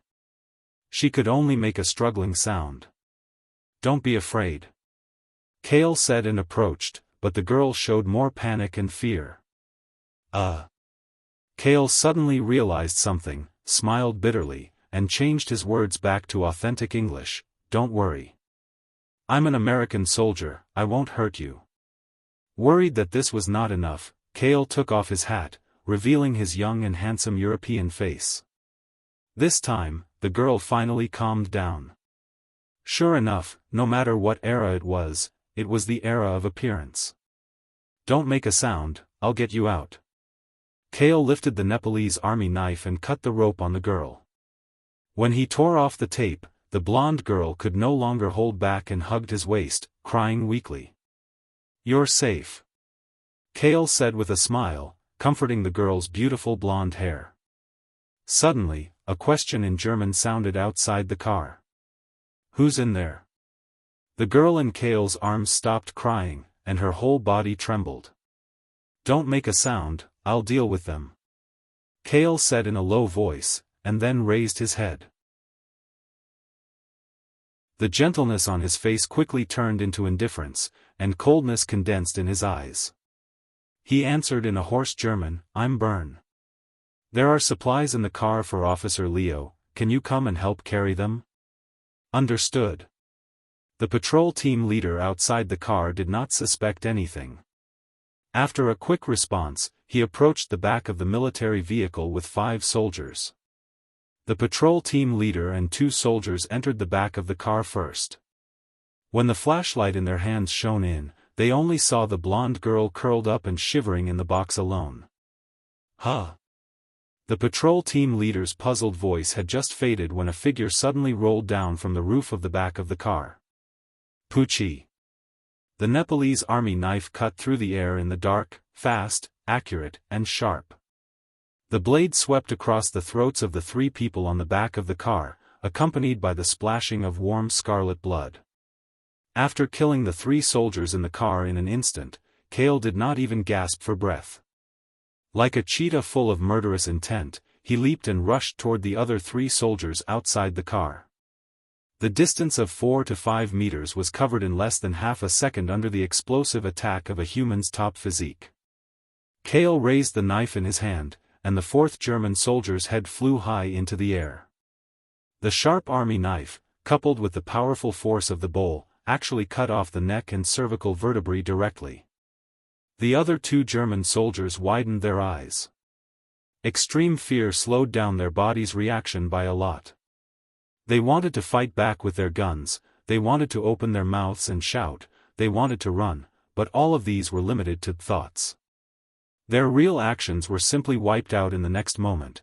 Kale stabbed the army knife directly into the heart of one of the soldiers, and the other arm fiercely clamped the last soldier's neck, forcefully grinding it against the ground. Die.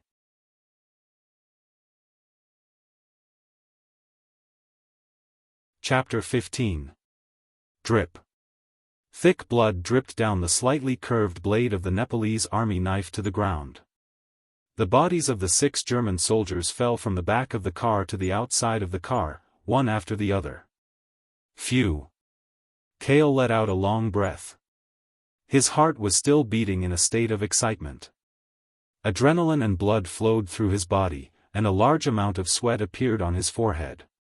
In order to prevent even one German soldier from sounding the alarm and alerting the enemy in the base, in these 5 seconds of killing, Kale had already used his body's strong physique and the ability cards of many fighting skills to the extreme.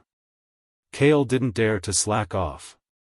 He hurriedly looked around to make sure that he didn't alert the other German soldiers. He simply wiped the Nepalese army knife on the clothes of a corpse, cleaned the blood on the knife, and put it back into the leather scabbard at his waist. Then, Kale moved the bodies of the 3 soldiers outside the car to the back of the car. During the process of moving, the girl he saved poked her head out of the wooden box. The blonde girl looked at the 6 stacked bodies in front of her. The fear from before had disappeared. Her eyes shifted to the unscathed Kale, and shock appeared in her big eyes. German soldiers. They were brave and warlike, well-equipped, and strict military discipline. In the eyes of the civilians, every one of them was a killing machine. But these 6 powerful soldiers all fell under the young man's army knife in a short period of time. They didn't even have a chance to call for help. If she didn't see it with her own eyes, who would dare to believe such a luxurious battle record? That. The girl gathered her strength and said softly to Kale, "Thank you." Kale shrugged and said while panting, "It's too early to thank me. We're in a large German base." Huh? The girl was slightly stunned. Clearly, she didn't understand the current situation. "I don't have time to explain it to you. Just hide here and don't make a sound. I'll come back to get you out later." After Kale finished speaking, he immediately left the back of the car and closed the iron door at the back of the car. Although it wasn't good to lock a beautiful girl with 6 corpses, he couldn't care less now. In order to sneak into the base, he had wasted some time. Now, there were only about 20 minutes left before the planned attack time of the raid mission. When the time came, even if their troops did not take action, the other 4 troops would attack the other 4 enemy camps. At that time, the large bases here would be alerted, and the so-called surprise attack would be meaningless. Stealth begins. With his military knife in hand, Kale activated stealth and entered Nightwalker mode. He then headed straight for the house inside the base. Thud thud thud, stealthily, he ran past a patrol 5 meters away from them. Not a single soldier noticed him.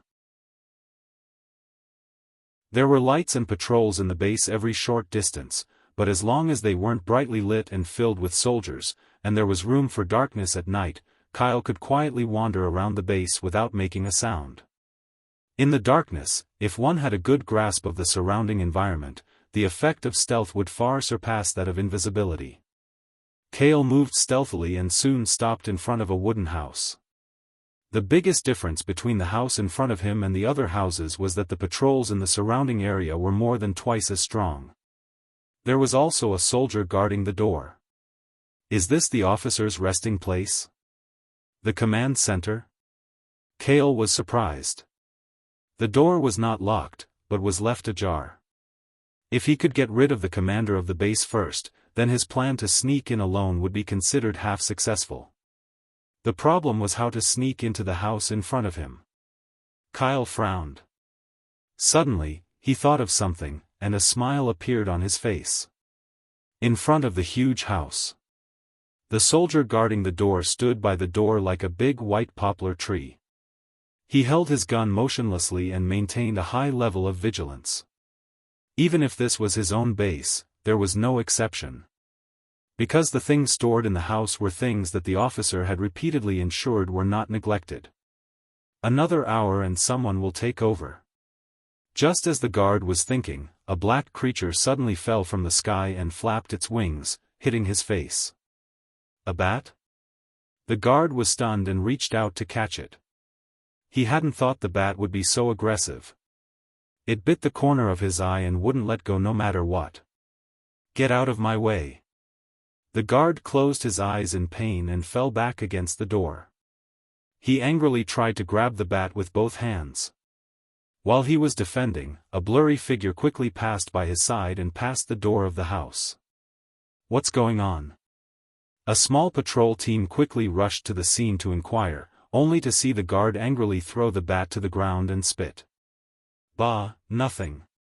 It's just a bat. Seeing that funny scene, the small patrol team looked at each other. The door of the house was closed by the guard, and a clear silhouette gradually appeared in the darkness inside.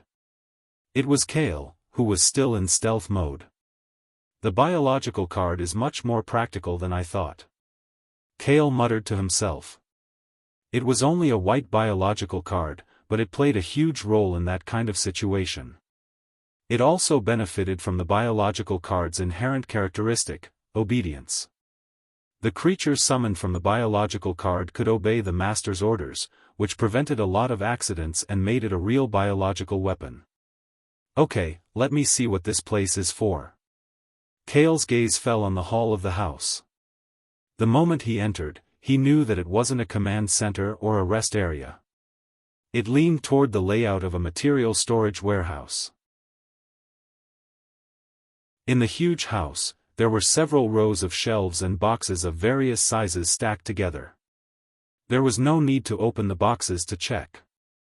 As Kale focused his attention, a series of information about the item cards that could be extracted appeared on each box.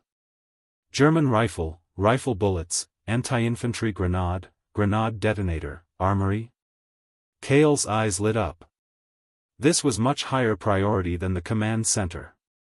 After all, finding the command center could only threaten the commander's life. Finding this meant that the lifeline of the large base was in his hands. Kale walked into the house and extracted some firearms into cards at a frequency of once every 3 seconds. He went all the way to the innermost part of the house and suddenly stopped. He squatted on the floor and knocked a few times with his fingers. Dong, dong, dong. A subtle hollow sound was heard. Turtle, there's a hidden basement under the arsenal? Kale smiled slightly. This little trick couldn't be hidden from him. Soon, he found the basement floor and went down the stairs. However, the basement that he thought was pitch black was faintly glowing with a mysterious blue light.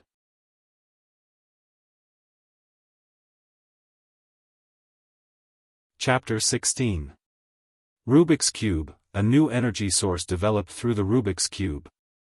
It can supply tanks and guns with amazing destructive power. It is a concept of infinite energy. Blue item card. Do you want to draw? That was the card information displayed by the blue light energy body in the shape of a square. My God! Kale's face was full of shock. His usually calm state of mind couldn't help but waver. He didn't expect to come into contact with a god-level item from the Marvel world so soon. The Rubik's Cube. A veritable god-level item, the container of the space gem that first appeared on Earth. And the space gem, one of the 6 infinity gems, was a cosmic artifact. That's true. During World War II, the Rubik's Cube was found by the German Chancellor, Schindler, and he used it to develop and produce infinite energy for use in the war. Kale looked at the energy cube in front of him and was shocked. He wiped cold sweat for himself and the U.S. Army in the temporary war zone. To this day, this energy source has not been used in the frontline battlefield. Obviously, the German army had just made it not long ago and had not officially put it into use. If they didn't know this news, facing the German army that suddenly had new energy sources, it was likely that the frontline in Europe would be destroyed. But now, it just so happened to be convenient for me. Kale picked up a piece of energy cube with a little excitement. One of them could be used as a blue item card. This kind of high-quality item was simply the best material for the sacrifice draw. This box, there should be more than 20 pieces, right? Kale was about to draw the card when a slight sound suddenly came from behind him. His face changed, and before he could react, the back of his head was pressed against a cold metal object. Don't move, I'll blow your head off if you move. The man with the gun behind him spoke in German. With a mechanical click, the safety of the pistol had been released. I was careless. Kale's body tensed and he sighed in his heart. He didn't expect to let his guard down when he drew the card, and he didn't expect that there was someone in this hidden basement. Put the thing in your hand back and raise your hands. The man continued to speak in a commanding tone. Don't shoot. As Kale spoke, he put the energy cube in his hand back into the box and raised his hands. In this life-and-death crisis, Kale was calmly thinking of countermeasures. The simplest method was to directly use stealth to forcefully move away from the enemy base, but this was the last resort. Very good. I didn't expect you to be able to speak German. No wonder you're an American rat that can infiltrate my base. The man said coldly. He didn't intend to shoot immediately. This made Kale eliminate the idea of forcibly moving. What do you want to do by sneaking into this place? The man continued to ask. This time, Kale remained silent and did not answer. Heh, I will find a way to make you talk. The man harumphed coldly. His handgun remained pressed against the back of Kale's head while his other hand pulled out a walkie-talkie. Hello, this is Officer Leo. Hurry up and send soldiers to the basement of warehouse number 2. There's an American rat here. It turned out that this guy was Officer Leo, who had asked people to provide the girl with supplies. He should also be the supreme commander of this large base. Kale remained motionless with his hands raised high, but at some point, a card had quietly materialized between his fingers. Officer Leo. Without waiting for the man behind him to finish the call, Kale suddenly said coldly, Do you know that there's a saying in my hometown? Officer Leo was slightly taken aback. He hung up the walkie-talkie and asked coldly, What saying? His handgun was pressed tightly against the back of Kale's head. As long as there was any movement, he would immediately pull the trigger. Kale replied softly, That saying is, villains die because they talk too much. Villains? Officer Leo frowned. Before he could understand the meaning of this sentence, a vicious dog suddenly emerged from the darkness. Its ferocious fangs flashed with cold light, and it fiercely bit his wrist that was holding the gun. Vicious dog summons a ferocious vicious dog with rabies to fight for you. Green creature card. Ah! Officer Leo fell to the ground holding his hand and howling. The vicious dog seemed to be a large type of Tibetan Mastiff. Its eyes glowed green, and its amazing bite force tore a large piece of flesh off his wrist, revealing the eerie white bone. Tonight's main character is me. Of course, you're the villain. The corner of Kale's mouth curled up as he stroked the vicious dog's fluffy fur. Please, don't kill me. You can't leave here alive even if you kill me. Under the strong desire to survive, the dignified and iron-blooded Officer Leo begged for mercy. Don't worry. I won't kill you, Kale said with a smile. Officer Leo's face didn't have time to show joy before the next sentence made him pale. I hate it when people put a gun to my head. So, you can just feed it to the dog. As soon as he said that, as if it understood Kale's instructions, the vicious dog next to him roared and pounced, biting Officer Leo's neck directly. Ignoring the man's screams and the hellish scene of the vicious dog gnawing on a human body, Kale began to extract the energy cube in the basement. After all, even if he did it once every 3 seconds, it would take more than a minute to extract more than 20 energy cubes. And after receiving the communication call from the commander, the German soldiers in the base should have gathered here.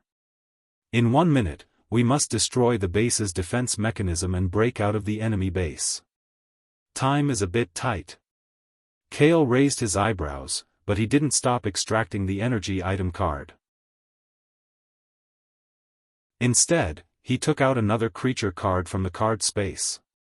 Poisonous Hornet's Nest summons a beehive with hundreds of hornets. The hornets are highly poisonous and can kill within half an hour.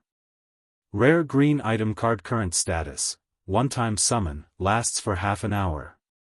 Do you want to use it? This is when you'll be most useful, Kale said meaningfully. At this time, in the forest beside the large base, hundreds of American soldiers hid with serious faces. The leader, Sergeant Fry, couldn't hold it in. He clenched his fists and anxiously waited for something. Officer Fry, the designated time for the surprise attack is almost up. What should we do? George couldn't help but ask. Wait a little longer, Fry said in a low voice. Even he didn't know what to wait for. Maybe Kale would be killed before he could sneak into the base. Even if Kale was lucky enough to sneak into the base, with his ability, how could he destroy the defense mechanism made up of thousands of soldiers and excellent equipment? Wait for 5 more minutes. If there's still no movement in the large base after 5 minutes, immediately cancel the mission and return. Fry took a deep breath. At this time, many soldiers around him exclaimed.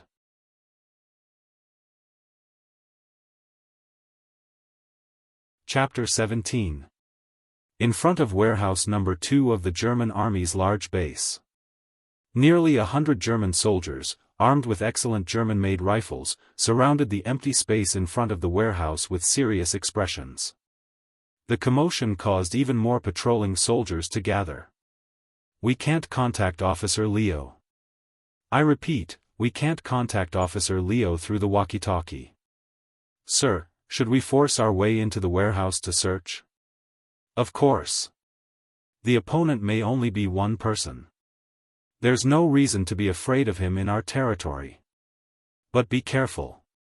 The warehouse is filled with highly flammable ammunition and supplies. Don't misfire. If you see the enemy, use your bayonet to suppress him. After the officer in charge of the base's patrol finished speaking, he waved his hand and signaled for the 2 soldiers who were close to the warehouse door to open it. The warehouse door was slowly pushed open by the soldiers. It was pitch black inside. A few patrol squads quickly entered with guns in hand. The lights on their helmets shone beams of light into the warehouse, sweeping left and right.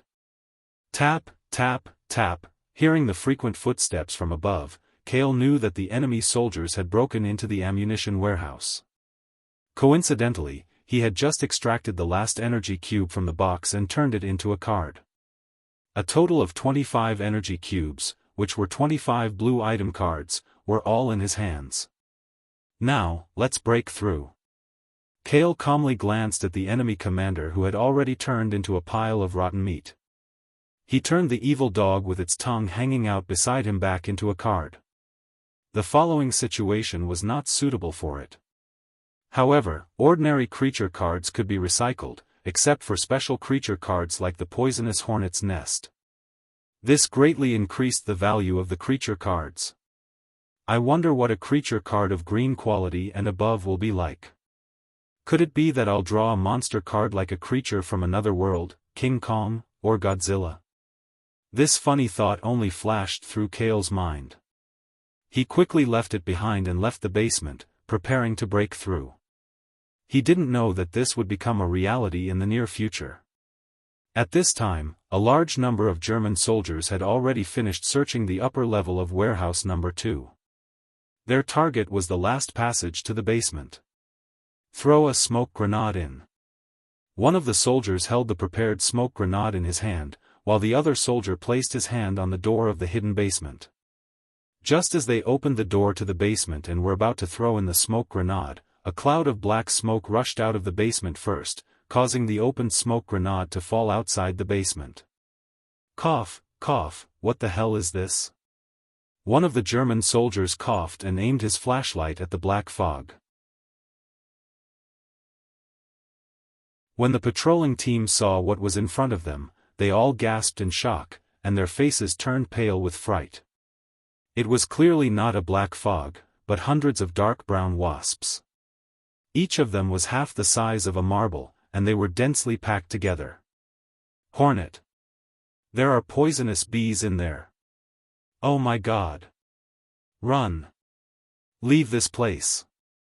The German soldiers in the warehouse rushed out in horror, hoping that they hadn't disturbed the wasps. However, after the poisonous wasps left the basement, they seemed to be organized and purposeful. They chased after the soldiers crazily and used their stingers to attack the soldiers' unguarded faces. In just a short moment, dozens of soldiers fled out of the warehouse in defeat. Many of the soldiers who were stung by the wasps fell to the ground in pain, holding their faces and rolling around in pain. Kale came out of the basement behind the wasps. When he saw the scene in front of him, he whispered to himself, "It's just a rare green creature card. This is really powerful. But the mission's time is up. I don't have time to play with you. I have to leave here as soon as possible."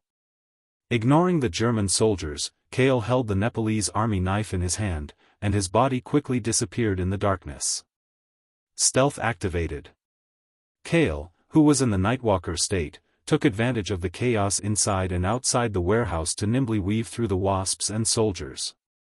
He began to return to the area where the military vehicle was parked.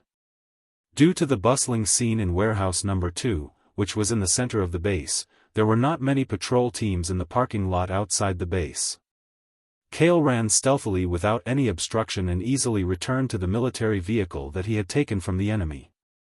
He opened the metal door of the back of the car and saw that there were only 6 corpses inside. He quickly jumped into the back of the car. When he found the girl sleeping in the wooden box, he breathed a sigh of relief. "Don't sleep. Hurry up and get up. I'll take you out of here." Kale went forward and pushed her, but the girl didn't wake up.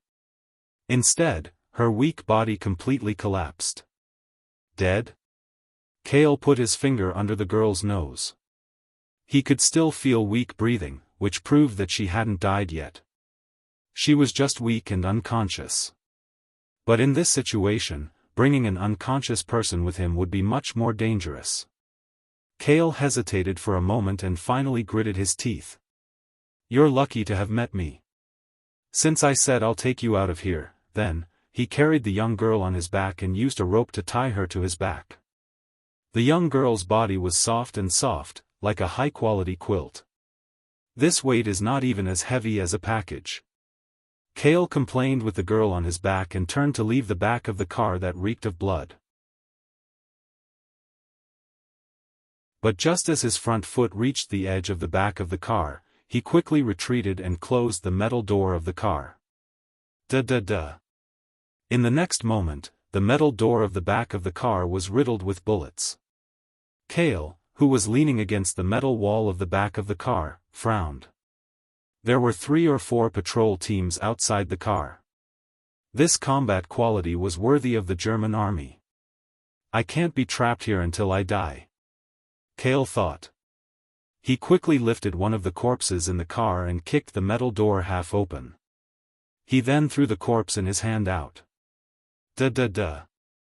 The German soldiers mistook the corpse for an enemy who had escaped. They immediately fired fiercely, and the corpse was smashed into pieces in the air. This was only the beginning. Soon, the second corpse was thrown out, and the German soldiers focused their fire on it again. As if not giving the German soldiers a chance to reload, the third corpse was thrown out right after. This time, the number of bullets that fell on the corpse was reduced by more than half. The moment the corpse was about to hit the ground, a figure suddenly sprinted out from behind the corpse and fled in the opposite direction. It was Kale.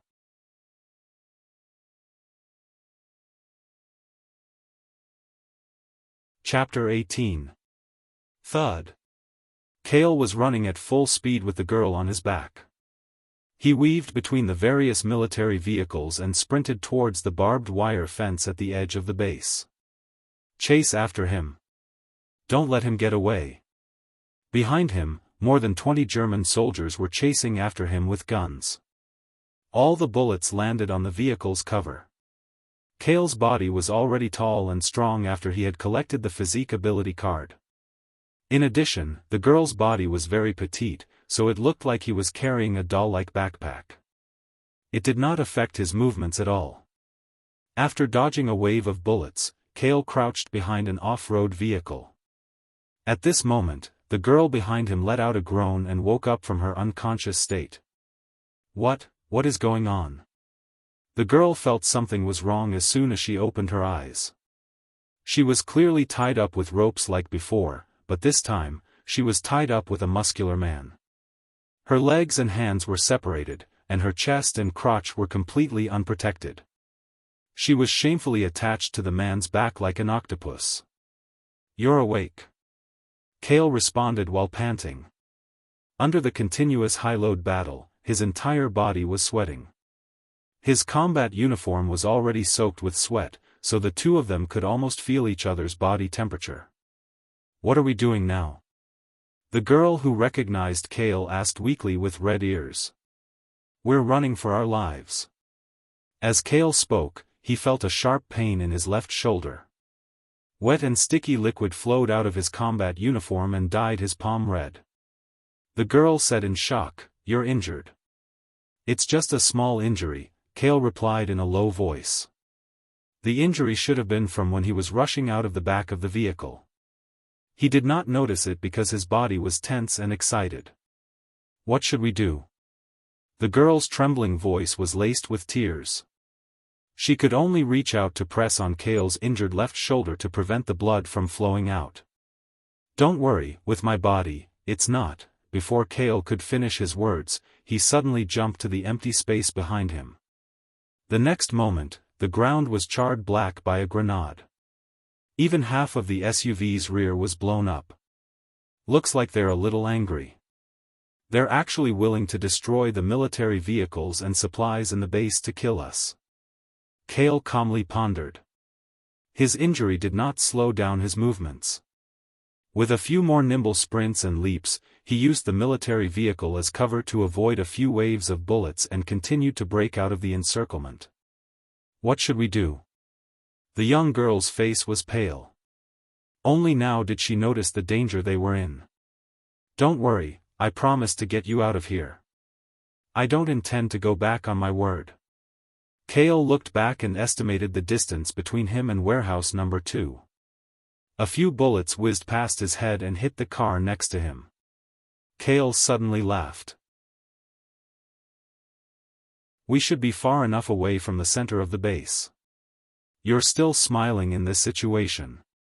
The young girl bit her lips, feeling wronged. Her delicate hands were still pressing on the wound on Kale's left shoulder. But even so, blood continued to flow from the gaps between her fingers. Have you seen fireworks before? Kale asked in confusion. The young girl's face was full of confusion. She only saw Kale's right hand fumbling in his pocket and grabbing an object that looked like a remote control. This is the grand fireworks in the middle of a war. After Kale finished speaking, he pressed the button on the remote control in his hand. At the same time, outside warehouse number 2 of the German base, a large number of German soldiers gathered here. The corpses of hornets and soldiers, smoke bombs, guns, and helmets were everywhere. The ground was a mess. Many soldiers who escaped the disaster sat on the ground helplessly. They dared to attack the well-equipped U.S. military, but they were helpless against the poisonous hornets that came out of nowhere. They could have used flamethrowers, but the combat area was a munitions warehouse, so they could not use them. They could only rely on smoke bombs to drive them away. But those hornets would stab you even if they died, exchanging life for life. Officer Leo's body has been found in the basement of the warehouse. No traces of the intruders have been found. Many soldiers came out of warehouse number 2 to report. The officers also looked at each other. The base had been inexplicably invaded and damaged, and they did not have time to react. Damn it! Increase the number of soldiers and conduct a carpet search of the entire base.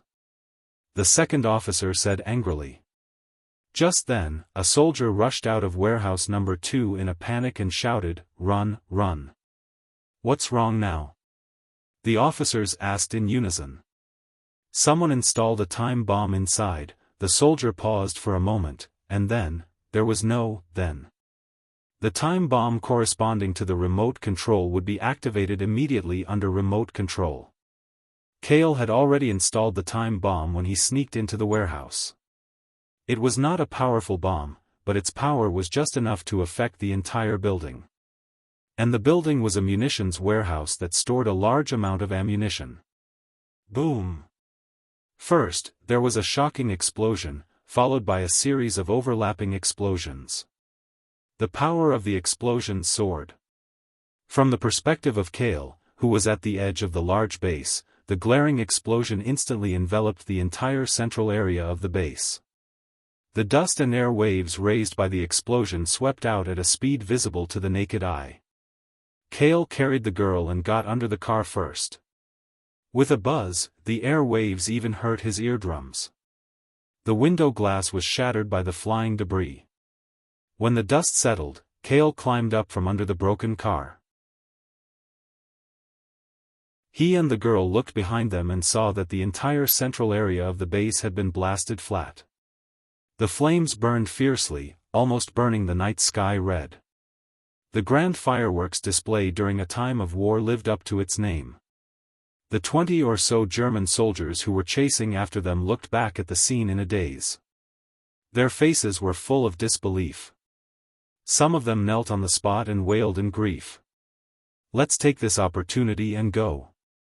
Kale breathed heavily. He took a few steps out with the girl on his back. Suddenly, he staggered and almost fell to the ground. His strength began to fade, his bodily functions were deteriorating, and his consciousness and vision were gradually blurring. What happened to you? The girl asked worriedly.